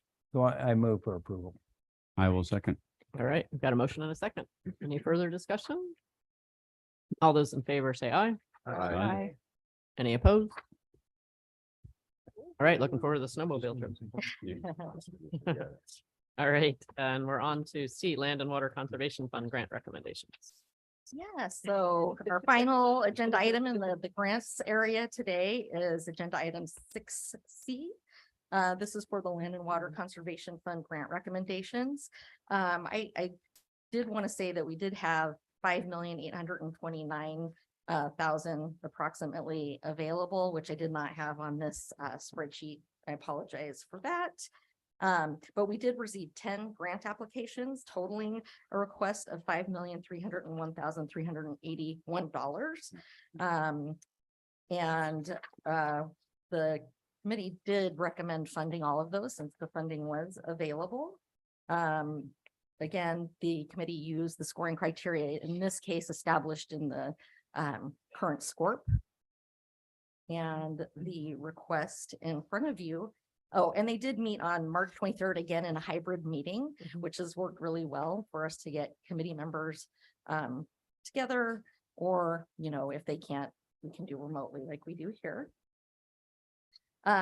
Remaining funding. So as you can see, we did not fund all the money available. That can be used to adjust these grant requests as they come through. Additionally, in SCORP, we are allowed to, if we have projects identified in the local government grant program that we cannot fund, we can utilize this funding for those projects when they come before you here. So the action that I am requesting is that the commission approve the ranking and distribution of the Land and Water Conservation grant funds as ranked and evaluated by the Oregon Outdoor Recreation Committee.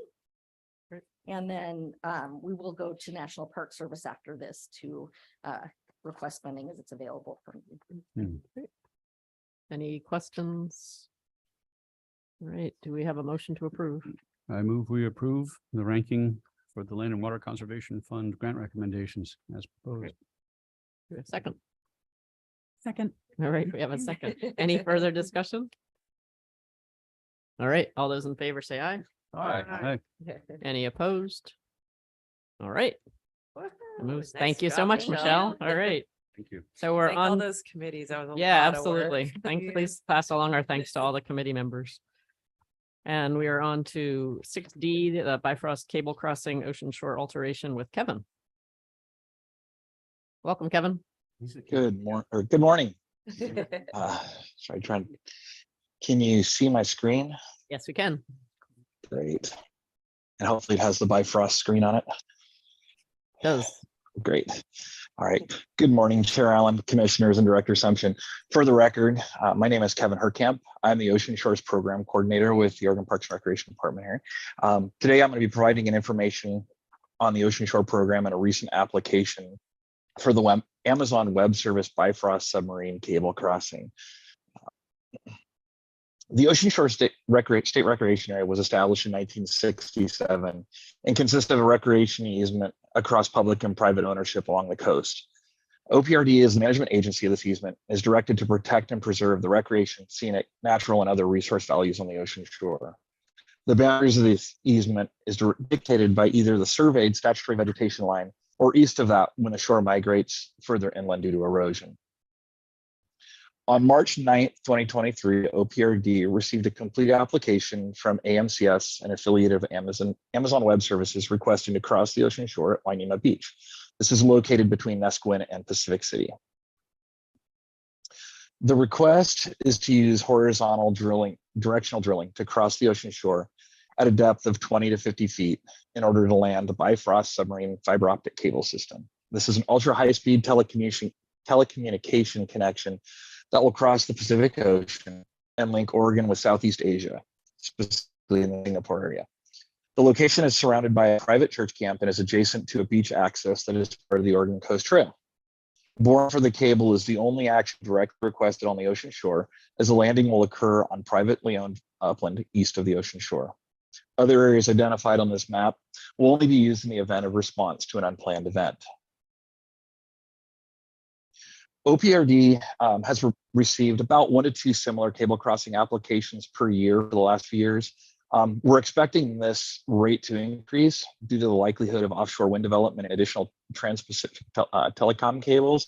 So this gave us a really good opportunity to start looking at these projects. And given the recent history with these types of projects, the applicant and their agents work proactively with OPRD staff and other agencies to plan ahead to avoid and minimize the likelihood of unplanned events and define their response to those events. A majority of the information in their OPRD application was related to documenting their methods to reduce the risks of events like drill breakage, inadvertent releases, and sinkholes. While risk cannot be completely avoided, the collaboration and pre-planning has reduced their likelihood, and the response plans better outline the roles, responsibilities, and actions immediately following an event. As noted previously, we have received a complete application. The public comment and review period closed last Saturday. No substantive comments or requests for a hearing were received. So the Ocean Shore staff are currently working on developing a staff report to document that the proposal meets the review criteria and considerations outlined on the slide here, and more specifically in our rules. Given the proactive nature used by the applicant to develop the project and the plans, staff are not anticipating any challenges and expect to issue a permit before May 8th, 2023, which is kind of the last day of our statutory timelines. And that concludes my update. I'd be happy to answer any questions. Thank you very much. Do we have any questions, Commissioner Berger? Backyard. Yeah. Okay, so the public notice, did you put a sign up there at Wainema Beach for anybody passing by? What did you do to outreach to the community to let them know about this? Yeah, so there was both private efforts from the applicant and their agent. So I believe it was come about, on. well, so What, about right, what does well, that mean? yeah, so about a year Fine ago, story. they reached out to the local community and had, I believe, 2 meetings and really talked through kind of the process and was going to solicit the input. They've also worked with the fishermen, one of the fishermen associations. I don't have the name right in front of us, but one of the working on the territorial sea portion of it. Also, the county had 2 public meetings back in December and January. And honestly, the feedback from those previous meetings was there were some general questions, but really no pushback on the project. Our outreach specifically, we do post the beach and the access point adjacent to it. We do our public notice both online and by mailers to the adjoining property owners and to other interested parties. We also held a joint hearing / public meeting with DSL as part of their easement and removal fill applications. And again, subsequently, we got no comments through those hearings and outreach as well. So this one has had more outreach than any project I'm aware of in recent history. And like I said, generally speaking, the feedback has been positive. I think that's partly because the applicant has been trying to be fairly proactive and address a lot of the issues and concerns that came up recently in previous projects. I'm heartened by what you're saying, shocked that there wasn't more reaction. Us too. I would have thought that any sign went up and there would have been a lot of people there. Clearly, the applicant, I'm not totally trusting. Shock. There's also a lake here right nearby. I see where the map goes up away from the drilling is away from the lake, but there is a little lake right down there and in it, fished in it. I can be assured that my email will not be filled with people in Wainema saying nobody told us this was happening. I guess that's, if they were told and had an opportunity to get questions answered and be assured of the technical, then I'll settle down. That's my concern. I honestly, as I mentioned, there's been more outreach on this than any other project I've seen in a long time, and both with OPRD and in my previous jobs as far as reaching out. And I'm not sure, other than actually going and knocking on doors and making sure that people are at home and they're having one-on-one conversations, how there could be more outreach on this program or in this project. And as you know, and things like, for example, the lake, fortunately, those, at least from the Ocean Shore Review, those are outside of our perspective. However, I know DSL and the applicant have identified those areas and have purposely tried to use things like the existing roadway and other areas to avoid the impacts to those and keep as big of a distance between them as they can. But like I said, I'm not aware of any other way except, like I said, going pretty much door to door and soliciting direct feedback on how we could engage folks. And given my understanding of the past meetings where there has been more feedback, more controversy, we were expecting that. But like I said, our meeting, the county's meeting, and the meeting that was held, or the couple meetings that were held last year, most of I'll say the feedback I've gotten is there's been some skepticism on some point, but most of it has been clarification of what's being proposed and not really a negative feedback on the project. Great, thanks. Chris, did you have anything you wanted to add? Yeah, Chair Allen, Director Assumption, Chris Havel, Oregon Parks and Recreation Department. And we did hear, Commissioner Berger, we were ready with like an army of like, we were going to do the following 18 things in order to like anticipate the Tierra del Mar type experience that we had. And that included early informal meetings with the applicant to say, here are the issues we're going to be looking for you to address in your application. And there was extensive back and forth between Ocean Shore staff and the applicant on that. And I think it was partially as a result of that kind of preparation and our own experience now that's gotten deeper on this issue to know what to ask for and what we expect to see as far as emergency response in the application, that it can't just be well, this never happens. We never have accidents. And so, well, here's your one line, right? That it was like, no, tell us more and be specific. And I think it was as a result of that specificity and the applicant's own ground game, which was, it seemed much more complete than we'd seen from applicants in the past. That answered and diffused a lot of questions up front.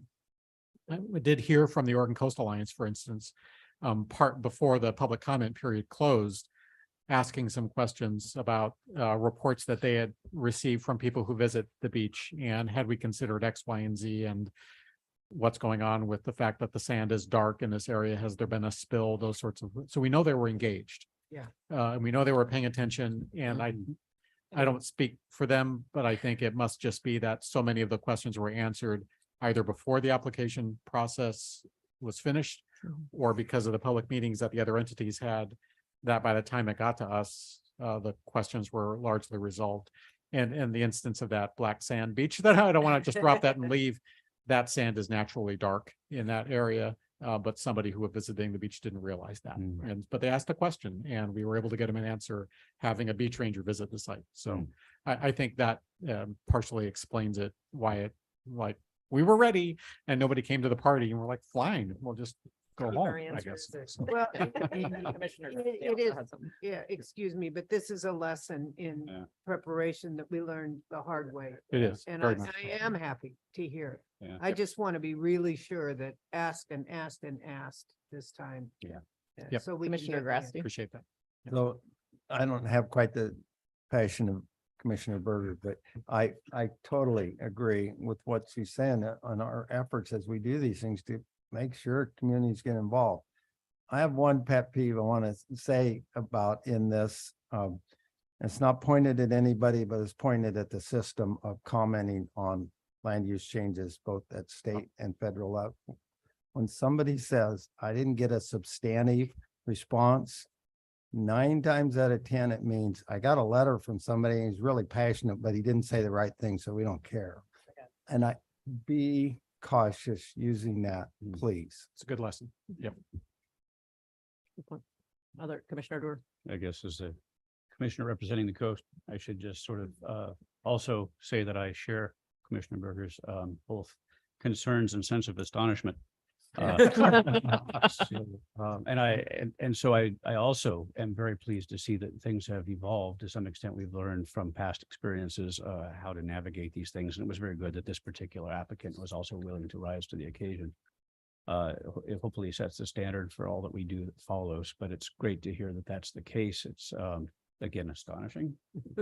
Yeah, the Ocean Shore staff did a fantastic job every step of the way through this. And I think that's a testament to that. Yeah, absolutely. So yeah, I appreciate Kevin and Chris presenting this and providing that background, because that is itself, that may be the most educational part of this informational session.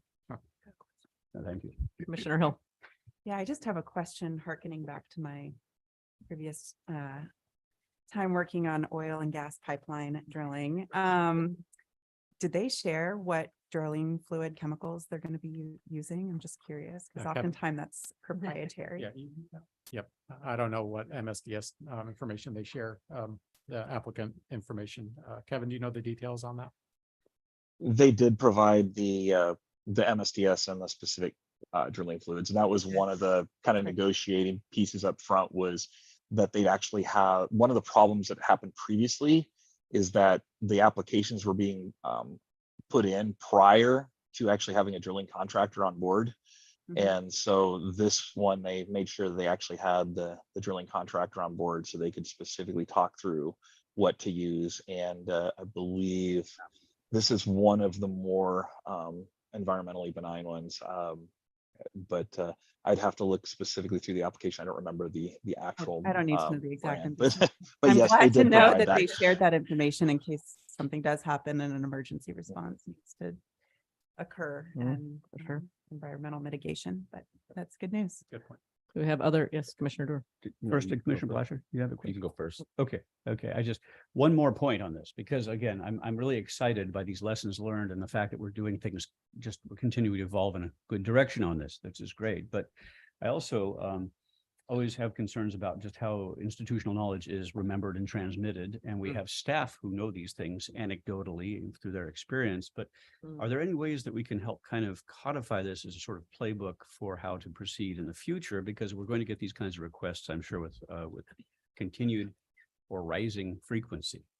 And so is there are there ways that we can codify, this was done right? Let's do it that way consistently in the future without Yeah, having to rely Commissioner just on the Jordan. memories of staff. Good point. And there aren't normally after action reports on permits because we do so many of them sometimes, but I'll carry that forward to Guy Rodriguez. And Kevin, we can talk about that to make sure that there's something in writing Positive that's attached to the permit. That says, Exactly. here's how we did this and move through it. If that becomes part of the standard playbook for us, that would be outstanding. Yeah, Yeah, great. thank you. Commissioner Blasher. Yeah, go ahead. You sure you want to go? I defer to my folks on the coast first. Oh. I just would like We an appreciate after action too. Yeah. If we haven't had any reactions so far, they haven't seen the drilling equipment show up yet either. There may well be more reaction later and so an update, Chris, would be nice as we proceed on this. Agreed. Commissioner Blasher. Commissioners, I would add, they are doing some upland work currently. I believe they've installed the what they call the beach manhole, which is really the landing site, and they have worked on connecting the highway to basically there's a stretch from the beach manhole to the highway that they have been working on, I believe. So they have had equipment out on site and we have not heard anything.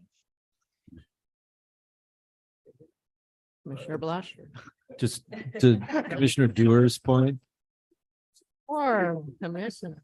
he pointed to me, he pointed me on to Commissioner Dewar's point. They're currently on the overall on the state policy on this to territorial sea plan part 4 is in a work group study being done, and that's the cables and crossing. And so going forward, the territorial sea plan part of this is being looked at right now by the state and is subject to adoption probably early 2024 through the OPAC and then the Ocean Policy Advisory Council and the Land Conservation Development Commission. Yeah, very, very good. Yeah, thank you. Good. It's actually good because it's touched on some of the things that I was curious about. One thing though, just jokes, Bifrost KY, I think that has to do with like Mighty Thor and Asgard and Marvel. So I love comic books anyway. I am curious to like understand is the broader, more of these continue to come up and just sort of what is, having after action reports or how do you get line of sight for the commission on these things early? And I think it's great that staff are empowered to make the decisions on issuing these permits. And at the same time with these types of potentially highly controversial or just larger connection to all these other alphabet soup of agencies, how do we as a commission have some line of sight to continue to be aware of this? And I don't know what else is happening up in Washington, down in California, sort of other things to have just a consideration around. I'm glad to hear from Steve talking about that Oregon's looking at kind of the other stuff outside of this in the territorial sea, because it just seems like it's going to continue to come up and we don't really know what's down under there, like under the ground and start drilling. We've got best science that says we think this is or that, and we've seen some mistakes and some accidents and some learning moments really. And so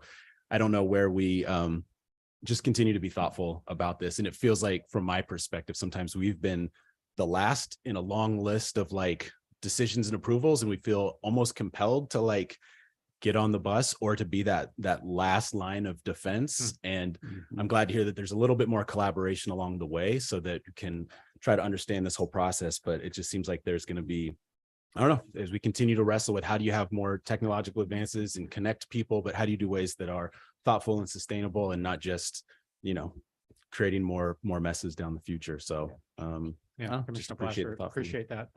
It was the lack of knowledge of the geology that caused the problem in Tierra del Mar, and the current applicant took note of that and did more work. The kind of work that previous project did in response, they did proactively. And we have heard from applicants that Washington's approaches are fewer and far between, that they mostly go through the Puget Sound and that area is congested, and California is congested. Oregon is now being viewed as a prime landing spot. And I hope we don't just become that, like, having a whole bunch of these that create more challenges to manage. And then also, I don't know where we have any of where is there conditionality in some of these permits that say, hey, you get to this point, and if there's a problem, you can't just keep going forward. You got to do a check back. And so I think there's some of that in these, but again. And as Kevin is working on policy for these processes, that really critical comment, good and timely. Kevin, did you have anything you wanted to throw in there? I think I would just add that, everything you're bringing up is there. Those are great points and things that I've been thinking about here over the last year. As we start moving into, I'll say, updating the program and bringing it into the current paradigm of things and starting to look at these. And as you can imagine, we have over the last 40 plus years, there's a lot of things that have changed since the program was established, and we've got a long list of things to do. But generally speaking, everything you bring up is kind of what I've got on my radar to start looking at. Some in the short term, some in the long term. But really, how do you? I think you mentioned codifying some of these lessons learned, bringing things up front for applicants so they actually understand what the expectations are, but even developing kind of, I'll say, the policies of, I can kind of put it as a where you say no. How do you when are those times that you need to say no, and then the other times that you can say yes, so that we can help protect the ocean shore in those areas where we know that this is just not an okay way to do things. So just being able to have those things developed and laid out. And Chris and I have been talking off and on about, we're probably going to need both rule and statutory changes over the next 5 to 10 years to really bring some of these things about. But those are what we're looking at, is how do we put protection of the beach in front, which is what our statute directs us to do, but still accommodate this growth and development. Commissioner Duran, Commissioner DeGrassi. Yeah, I appreciate everything that's being said here. It's all very good comments all the way around. And I know that we're all kind of looking toward the future when these become potentially more common, or at least we get a steady set of requests. And I appreciate what you said, Kevin, about what are the criteria that we rely on when we have to say no, or when in the process do we have to say no? And to clearly articulate that for everybody's benefit, for whether it's just simply looking at OPRD's best interests, but also for the well-being of the environmental advocates, the project proponents, and everything else.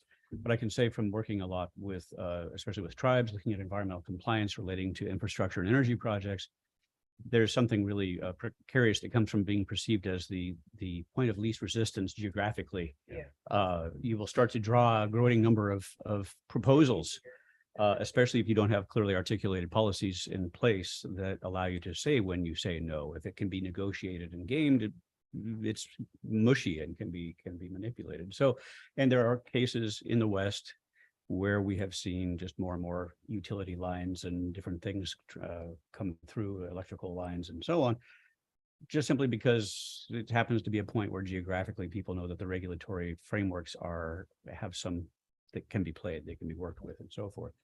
And I just think for everybody's sake, getting these things clearly articulated for the future is such an important thing. I appreciate staff working on it, and all the points that have been made here today are all relevant for this. I know staff is thinking about it, but keep going. We appreciate it. Yeah, Commissioner thank you. DeGrassi. Following up on that, it truly is humbling, I guess, to me as I serve on this commission that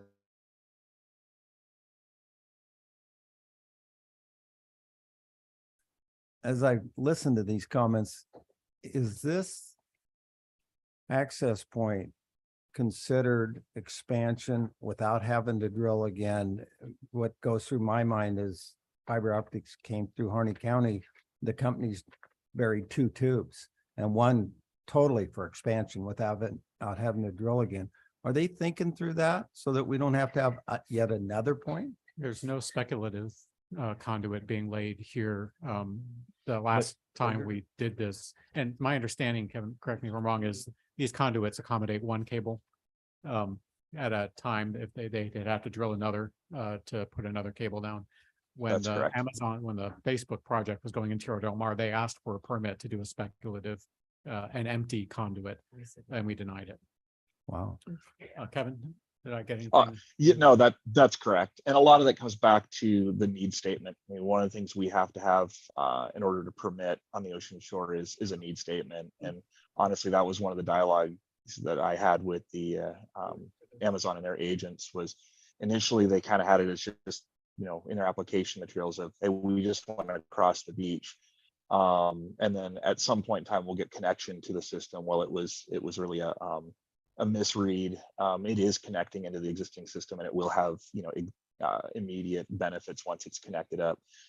They will be eventually improving the system on land, and that was where the confusion came in, is that those improvements were seen as not in place. So again, once they had that, once they were able to describe the need, document some of the other state and national and industry kind of standards, saying here's why we need improved telecommunications for these areas, then we're able to put that on. The speculative piece becomes very difficult, because it's really saying, well, sometime in the future there might be a need. Well, there isn't currently, and so that's where it would be difficult for us to permit across the ocean shore for that under that scenario. Great. Any other comments or questions? All right. Well, thank you. And I'll just say offshore wind. Sorry. Okay. So moving on to the next item here. Commissioner Allen, can we pause real quick? You may. In the back of the room, we have Gold Beach Barbecue. Woo! We just wanted to say thank you, because I know when we come into these communities, we are a big group, and I know there's a hard opportunity to try to serve us all, but you guys have been amazing and a great hosts, and we can't wait to try. And so thank you for accommodating us, because I know it's a lot of extra work, but we appreciate you. Sorry.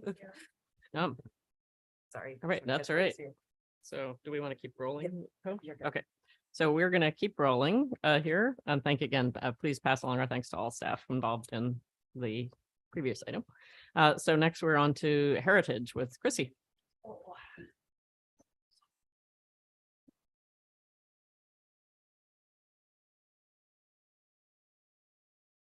Good morning, Chair Allen, Director Sumption, members of the commission. For the record, my name is Chrissy Curran, Deputy Director for Heritage Programs and Deputy SHPO. My brief this morning is information only, and I won't go over it. You can address your brief to look at sort of what we've been doing since the last meeting.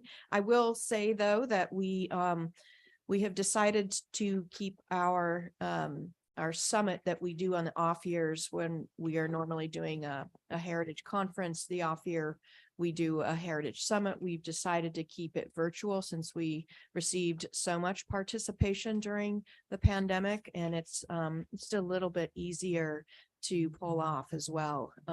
We will be doing our heritage conference in person next year, which we're super excited about.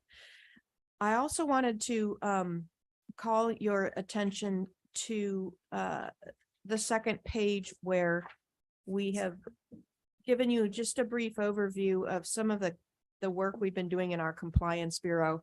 And this is Section 106 of the National Historic Preservation Act. And it can be a lot of people, it's the majority of our workload, frankly, at the SHPO. And a lot of people think it's sort of this dry regulatory program, but there is really nothing going on in this state that we don't touch and bring our expertise to, and our balance, but the balancing of resources to.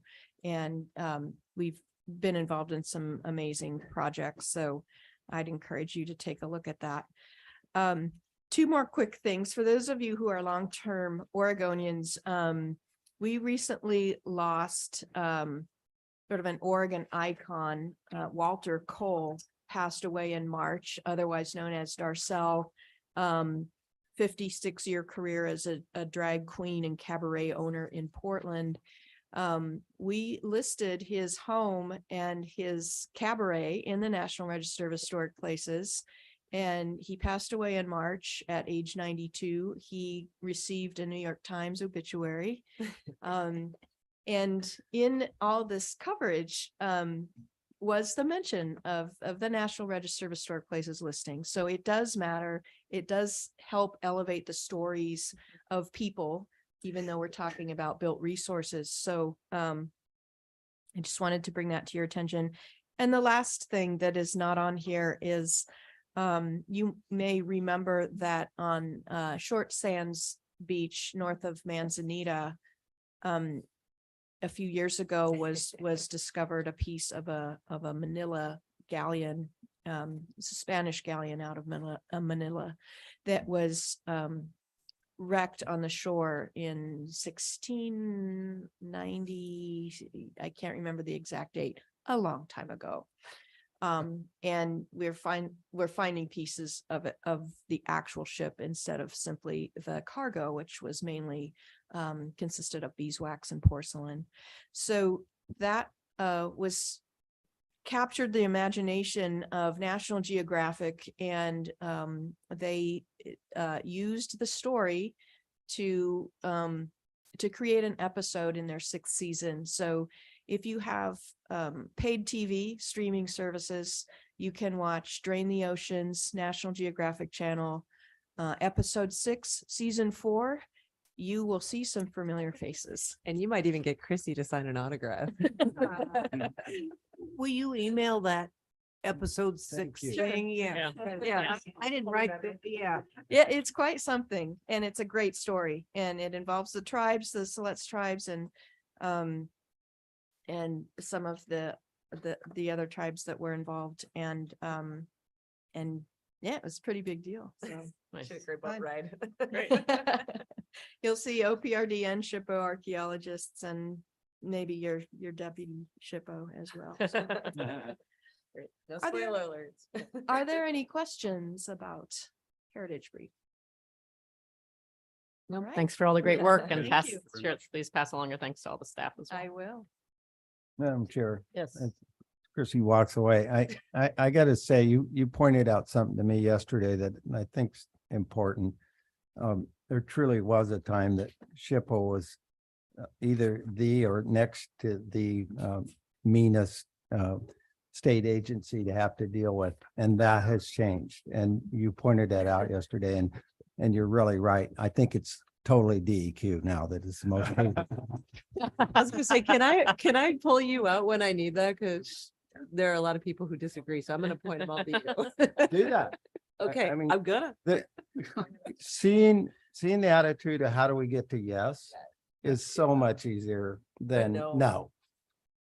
no. So, and forgive me, but stating the regulation that we can only, that says you can't think about prospective opportunities like the fiber optics is self-limiting to us looking forward. And so we have those opportunities. Let's find yes. Mhm. So thank you. Thank you, Commissioner Grasty. All right, we're on to 8, Park Development Division, Fort Stevens Guardhouse Project. With Matt. Who Not looks Brian. like Brian? Not really.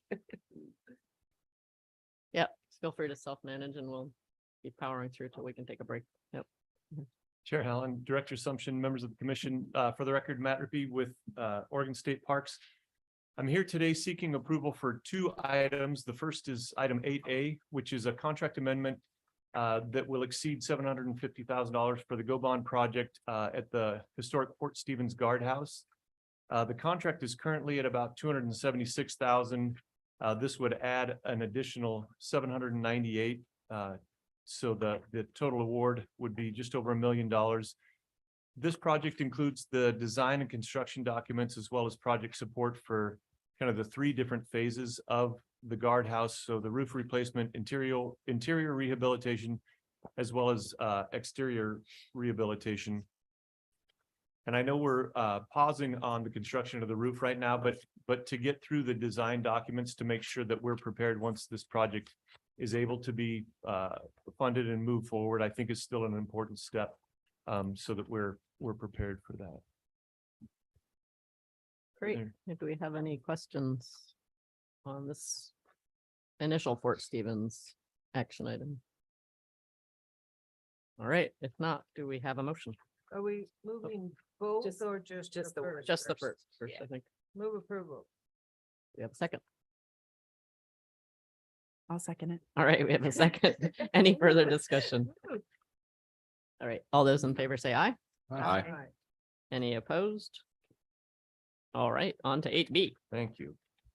Item 8B, And I was gonna say, it was great to visit this and be able to see the actual conditions, because I think that, I'm like, oh yeah. it really does drive it home. It's a pretty Yeah. incredible building. Yes, thank you. Yeah. Next is item 8B, which is a contract amendment Again, that will exceed $750,000 for a go bond project at Fort Stevens within the campground. This contract is currently at about $461,000. This would add 868. This is a pretty expansive project, if you remember from the tour there at Fort Stevens. And this would include the design, construction documents, permitting for the project. And this includes the South Kent sewer system replacement, lift station completion, electrical upgrade in L, M, N, and O loops, new tent loop, a restroom shower building replacement in C loop, the rehabilitation of the amphitheater and restroom placement at the Peter Iredale day use area. So it's again, a very extensive project up at Fort Stevens. We're anticipating that this should be completed late spring of 2025. Are there any questions on that one? I move to approve. All right, we have a motion to approve. Second. We have a second. Any further discussion? All those in favor say aye. Aye. Any opposed? All right, and I believe now we are on to D. Thank you, Matt. Thank you. Smith Rock Master Plan status with Jenna. Can I just say it's nice You may. to see these major Yeah, upgrades. Very exciting. That we've talked about, For oh boy, years. do we need this, and it feels good to say, yeah, let's go do it. Yeah, Contractors and supplies. welcome, Jenna. Thanks for joining us yesterday too. It's good to have you on the tour.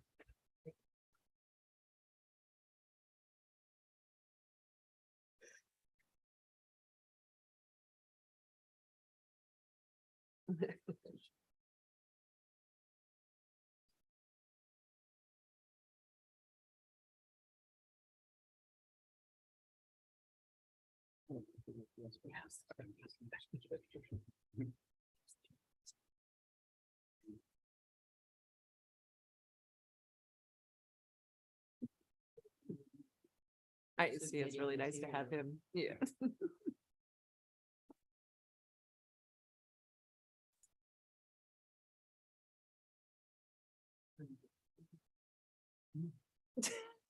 You could do it, Daniel. She'll help you.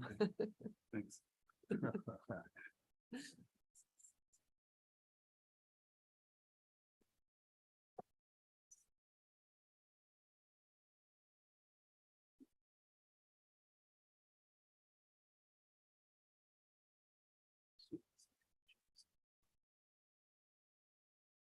Woohoo, teamwork. Thank you. No, go ahead. So it's still morning. Good morning, Chair Allen, Director Sumption, and members of the commission. For the record, my name is Jenna Marmon. I'm the OPRD Planning and Design Lead. And I'm here today to share an update on the Smith Rock Master Plan project. I'm going to share a presentation that's a bit of a Franken presentation. It's a combination of the advisory committee and public meeting presentations, but also catered for you all. I'm going to go over some of the things at a pretty high level, and if you want more details, you can ask me or grab me afterwards. And I do have copies of the draft master plan with me. So first of all, I just want to recognize the passion around Smith Rock and the amount of people who absolutely love the park. And it's a very unique park in our system. It's a very special place in a dramatically changing region. And people just have a lot of love and passion around the park. And then recognize the master plan process. So master planning gives us a unique opportunity to step back and do a thorough assessment of a current park situation. And then actually, look to the future. It gives us an opportunity to engage stakeholders and the public. And it also,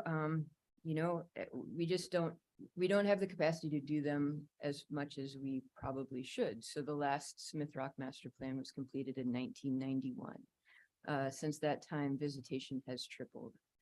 So recognizing that we have completed some land and property acquisitions near the park, we've completed most of the projects that are listed in that 1991 master plan. and that visitation has tripled, we recognize it's time to update that master plan. And the master plan really provides a menu of physical improvements as well as management strategies. It's designated by state statute. And I want to recognize that this particular master planning process has been a bit less linear than the line on the screen here. And that we started this effort back in 2016 and held public meetings in 2017 and 2018. And then we had a bit of a pause. And we picked back up in 2022 by completing the assessments on those new properties. We had a really close look at all of the prior work, including all of the prior public input and advisory committee notes, and used all of that information to inform where we are today, which is a draft master plan. So when we did that work in 2017 and 2018, we did a survey, and that survey found that 98% of people are satisfied with Smith Rock State Park. So that's a really, really high percentage. People really love this park. I mean, they're likely to return. Sorry, how many people were surveyed? Oh, how many that. surveys total? Yeah, Two. so I'm saying like, yeah, right? Great question. Yeah. I believe so it was a park user survey, and I believe there were something like 1,400, but I There you can go. go back and All right. verify. Yeah, that seems statistically significant. More than 3. We also had 3 rounds of public and advisory committee meetings back in 2017 and 2018. And I'm not going to read you all of this feedback, but I am going to share the main themes that we have heard are parking, visitation, overcrowding, trails, education and experience, management, and camping and bivvy. And I'd like to reiterate that people are on both sides of all of these topics, and people are passionately on both sides of all of these topics. For every person who says we should add a parking space or 10, there are people who say no new parking at all. So we've really done, we've really had to balance a lot of opinions and a lot of varying opinions on this one. So we've taken all of this input and put together a draft that I believe attempts to pragmatically and incrementally resolve some of the bigger management challenges and primary concerns, but recognize that people really don't want the park to change that much. So we have developed these concepts as well as management strategies that work together. So the draft plan is 5 chapters.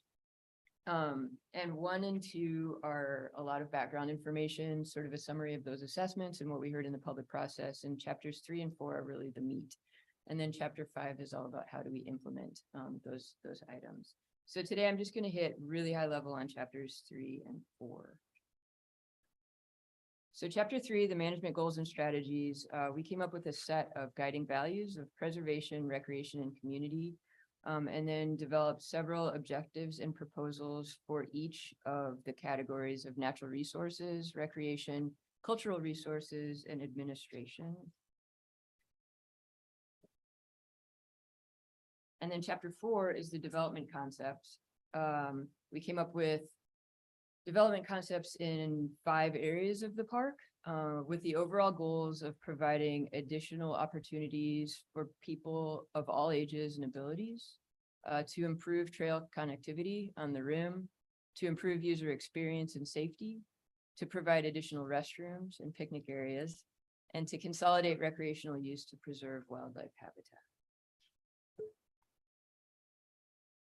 So to share kind of, since we paused, I think it's important to look back. Well, what have we done since we paused in 2018? So the changes in 2018 include an increased focus on expanding that all ages, all abilities access on the rim. So keeping people, I like to use my mother as the target vehicle audience on this, that she pulls into the park and she likes to park the car, have a look around, check out the visitor center, welcome center, get some main points, and then head on her way.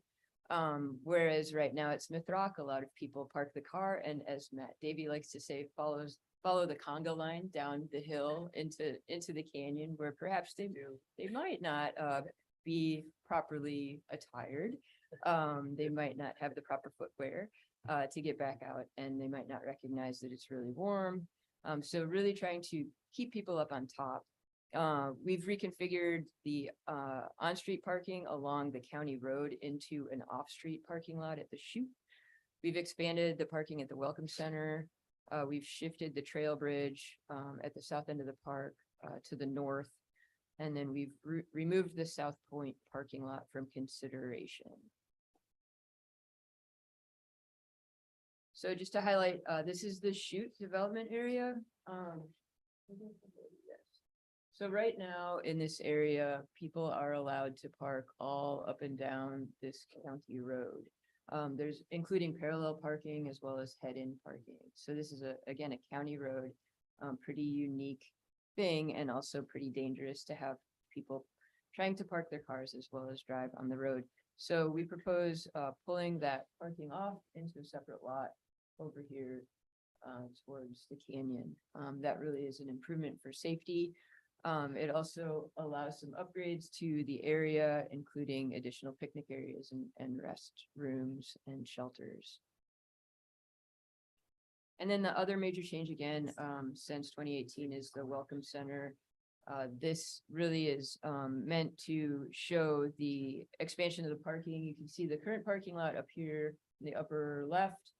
And basically this parking lot is more or less in the same footprint of that current parking lot, but we propose to relocate the current septic drain field away so that we can add parking through the middle while maintaining that current footprint. And this is the Welcome Center building proposal site, and that's actually funded through Go Bonds right now. So one big point of contention, again, people on both sides, is the parking. So I just did want to share that there's an overall balance of this parking proposal, in that we're expanding in the north end of the park at North Point. We're actually reducing a couple spots at the overflow parking. When we propose to pave that, we'll lose some sites because we have to add sidewalks and other nice features that go along with pavement. Again, this on-street parking goes away, but it all is enhanced with the chute parking. And then again, here's the main focus of the additional parking, and that's at that Welcome Center area. So we are proposing slightly more parking. I do want to note that historically there was on-street parking on both Wilcox and on Crooked River Drive. And ultimately, from the time that we started the master planning effort, we're still in a lower number of parking spaces.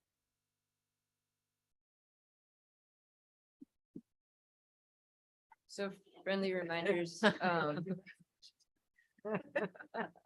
This is a 20-year, mostly unfunded plan. So we've been saying this over and over and over again at public meetings, advisory committee meetings. Like, people see all these great drawings and they're like, they're either really excited, yes, it's happening tomorrow, or oh my gosh, is all this happening tomorrow? And it's really not. The only funded portion is that Welcome Center.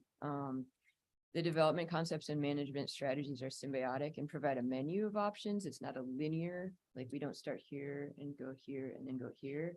It's like, okay, so we've implemented the Welcome Center. Let's step back and take a breather and look and see how people are behaving in the park and reassess and see if we need to implement any other management strategies or really pursue some more funding for increased parking. And then lastly, the reminder that we are balancing many considerations and voices in this process. So I just checked. We have an online form I'll share in the next slide, but we have 20 comments already. Well, 2 of those are internal, one of me testing it and saying it works, and the other of IT testing it. So 20 comments. So of the 18 public comments, they're very contradictory. You know, there are people who are saying we really would like a reservation system for the park, and there's people who are saying no, never at Smith Rock. Please do not impose a reservation system. So we're definitely balancing a lot of things. And then this is our this is how to reach the draft master plan, and then also to provide comment. So you can reach it on this bit.ly at OPRD master plans, and then expand the Smith Rock. Draft master plan is here. We have an FAQ page. We had registration for the Zoom meeting and then the announcement for the public meeting. And then down below, you can click on this and submit a public comment, just like our rulemaking works, which I think is wonderful. So we did just have an advisory committee meeting and 2 public meetings on Monday this week. So we had a noon advisory committee meeting, a 3 o'clock Zoom, and then a 6 PM evening meeting on Monday at Ben Parks and Rec. We had about 35 folks attend the Zoom, and then we had about 20 folks in the evening. I'll be honest, I was expecting a much bigger turnout. And I think the quote was something about this sense of astonishment. And I was definitely had that same sense of astonishment in regards to the lack of turnout. But I want to share a line from the night. One of the folks on our team was approached by a gentleman who said, "I have read this plan cover to cover, and I really wanted to hate this plan, but I can't find anything to hate." So I feel like we've done a good job, again, listening to the public and reflecting the fact that people love the park the way it is, while also working towards resolving some of those management challenges that we are having. And yeah, I'm looking forward to the next steps. I do want to recognize the project core team internally, both planning and design, and also Matt Davey, the park manager, and Tracy Johnson, who we've seen before, and also Bridget Tinsley from the region, and Susan Beathers, who's in the room. She was really helpful on Monday during that marathon meeting session that we had in Bend. Really great team. So it's been a great project to work on. And whoever thought that you hear those words associated with the Smith Rock Master Plan. Great, that's wonderful. So again, those meetings were Monday. Our comment deadline is May 15th. We are collecting all the public comments as possible through that online form, much preferable to phone calls or emails directly to me. We will consolidate those comments and revise the plan as deemed appropriate internally, and then we'll be back in front of you in June in Troutdale to ask for your permission. I had to write this down because it's direct out of the OARs. We will ask your permission for concurrence to initiate the rulemaking process, and we will share what we've heard so far at that time. Great, thank you, Jenna. Commissioner Blasher. It's great to see these updates and hear it all. Look forward to going out in June to Smith Rock. I had a question on the kind of collecting public comment and whether it's specific to this or just in general.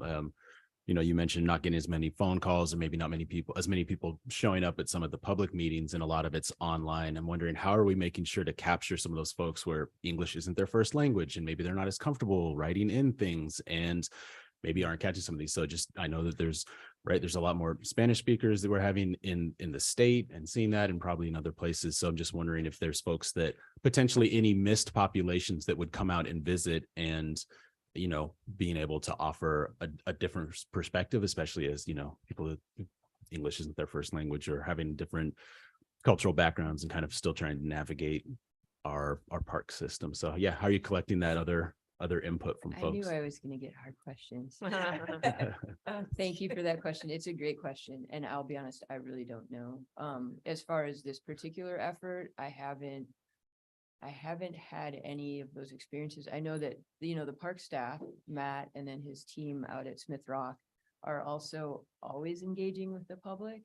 And I feel like if there was if there were folks that wanted to make comments, that they would find that mechanism through the park staff.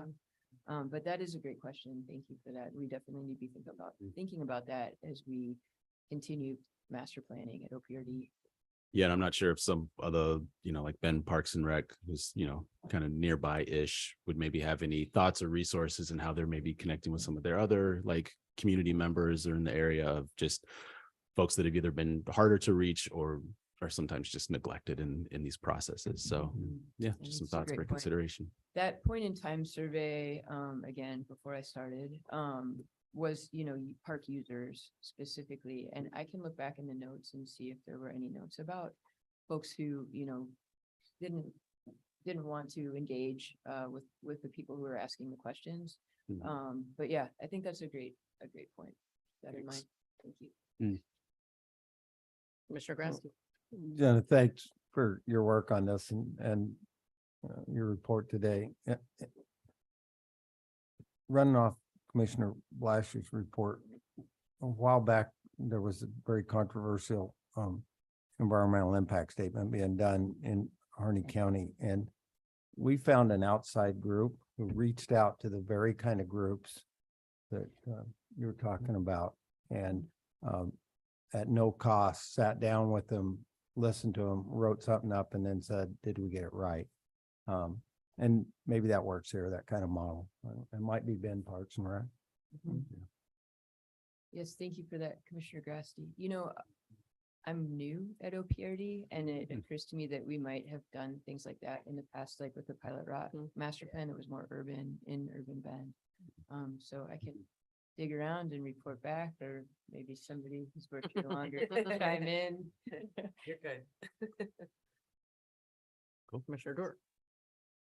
Yeah, thank you, Jenna. It was a good presentation, and I appreciate the presentation, but also all of the work from you and the core team to carry this forward. It's a fascinating challenge, and I look at this park and others in our care that are operating with visitation that is not only well beyond what those places were designed for, but I think well beyond even the imaginations of the people that first created the parks. The demographic pressures, the pressures on the individual resources, the parking challenges, all those things kind of outstrip what even the original park creators could dream of at that time.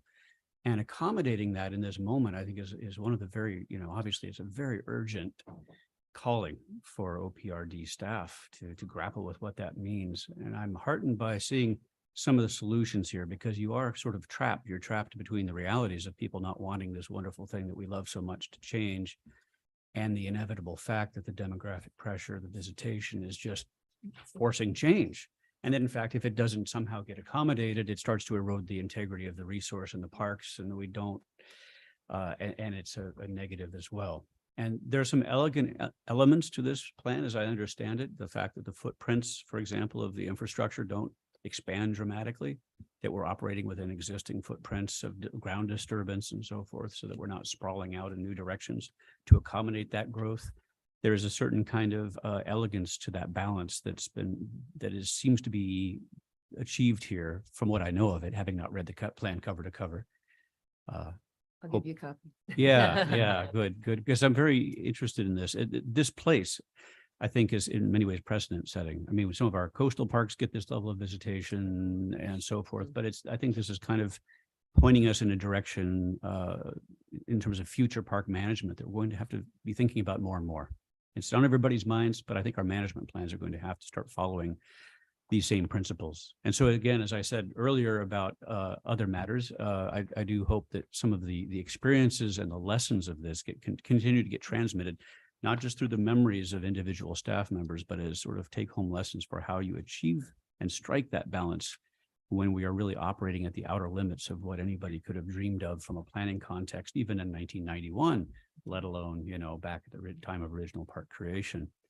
So I just, again, I want to praise the process, but also express a hope that those conceptual elements, those principles get carried forward in time. And so I also have a couple of fairly microscopic questions, thinking about those same issues. First, with the shift of parking from the there's the parking along the roads, and now it's being consolidated in increasingly spacious parking lots. Is that eliminating some possible visitor experiences in terms of being able to stop in certain places, experience certain parts of the landscape, where they're now getting channeled into more of a mass visitor experience on large parking lots? Is there, what is the experiential shift as we're consolidating that parking in that way? I would argue it's very, thank you, great questions and well said on your first point. On the question around the design technicality at the chute, I would argue that the experience is actually greater. If you park in one of these spots, you're actually, facing something that's more attractive than a county road. Right. Or the overflow lot, or the neighbors. So Right. I actually believe that we're not reducing the experience at all, and we are improving safety quite a bit. But to answer kind of the the rest of the question of what the trade-offs of this, this particular proposal are, I would say that we are losing some parking spaces, so that's a trade-off. And we are, you know, conceivably paving more than we would have, right? Presumably, we can take some of the pavement off the edges of the county road, but we will end up with more pavement than we started with. Right. So those are the trade-offs. Yeah. You know, when we looked at this, I think we thought those trade-offs were worth the benefits. Right. Right. And Great again, question, so. it's still a circumscribed footprint. Those disturbances, that expansion, ground disturbance and expansion of facilities is marginal anyway within existing footprint. So that's good.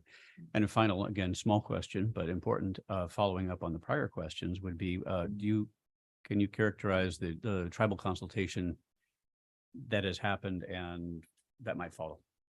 Great question. And I will defer to that happened before I started. Understood. Then we also are planning on circling back with this draft plan. We do have tribal representation on the advisory committee, at least on the invitations.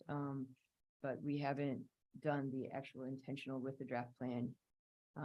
Here, we'd like to talk with you That about will this follow. in Yeah. future thoughts. Yeah. Yep. Okay, great. Questions. Yep. Yeah, thank you. Thank you, Commissioner Dwyer. Good questions, Commissioner Dorr. Do we have any other questions or feedback comments on this one? Great presentation. Thank you. So, yeah, thank you so Yeah, much. Thanks. And thanks again for letting me participate. Yeah, yesterday. for sure. And thanks, Jenna, for your leadership on this. It's been Yeah. a true pleasure to have you this being your first one really is telling because it's been incredible. I mean, it was a great team, but you guys have brought Yeah. this. All right, one. all right. It's Let's Not work. easy. Great, Not an easy one to do. great. So So I, the gorge simple when you get there. yeah.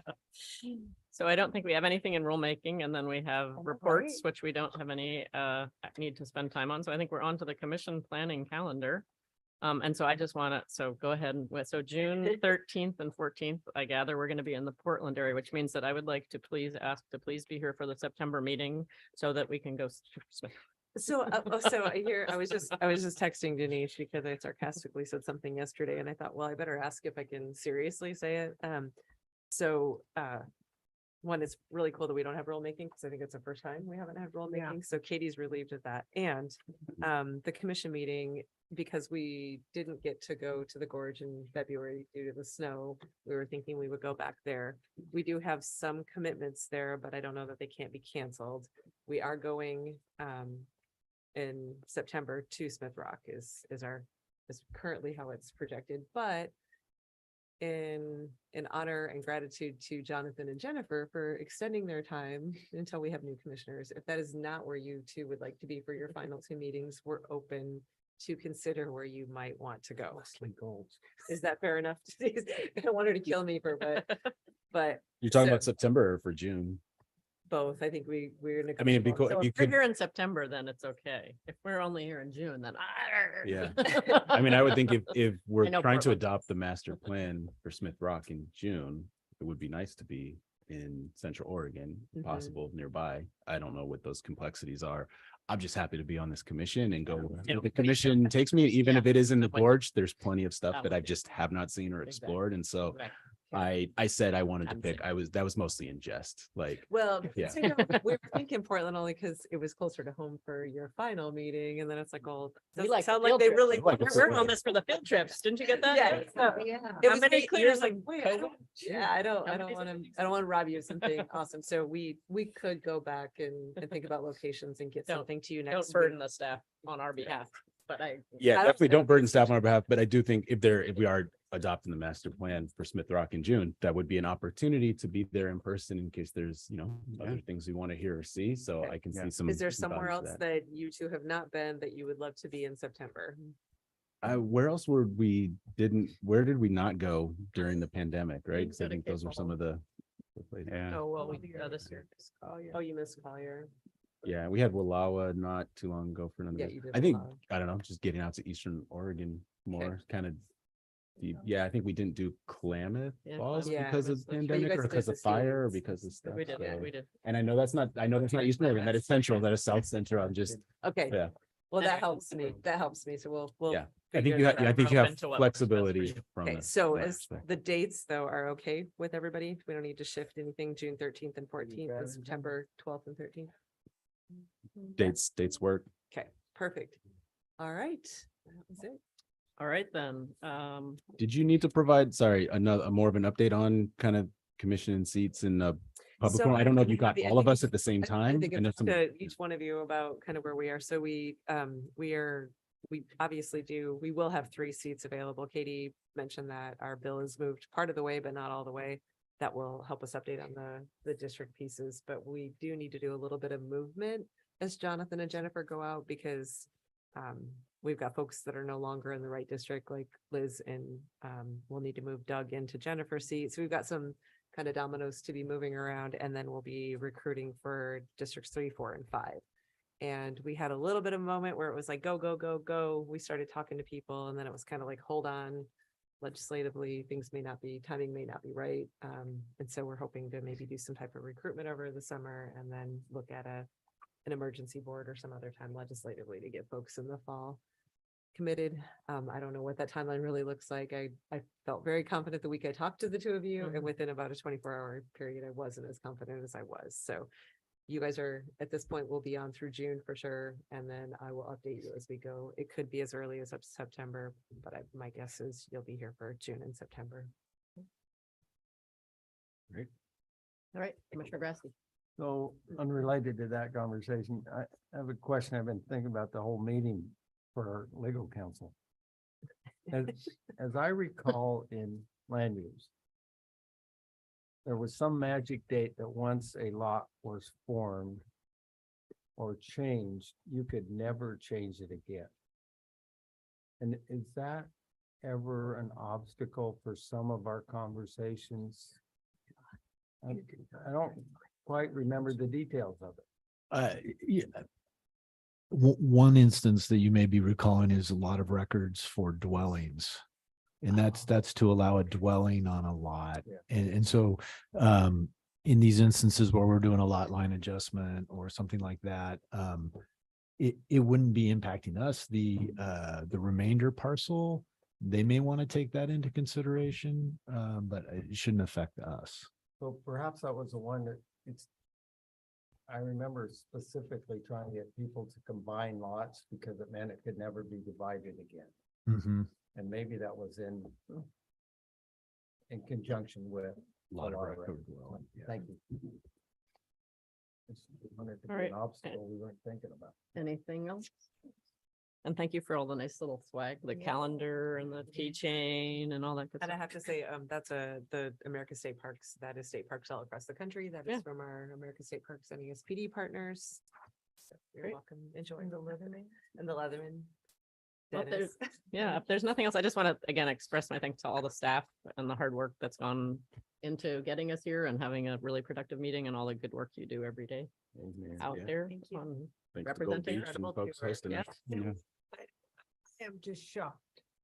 And Still. the great outreach and community Yeah. engagement. and You guys clearly did You it. rock. Well, When it's I not look, over. there isn't Yeah. any comment? No, can't be. So we can have a new Oregon, rather than just saying you guys rock, you say you guys Smith rock. So, all right, so I will adjourn the meeting. Boom, there you go. All right.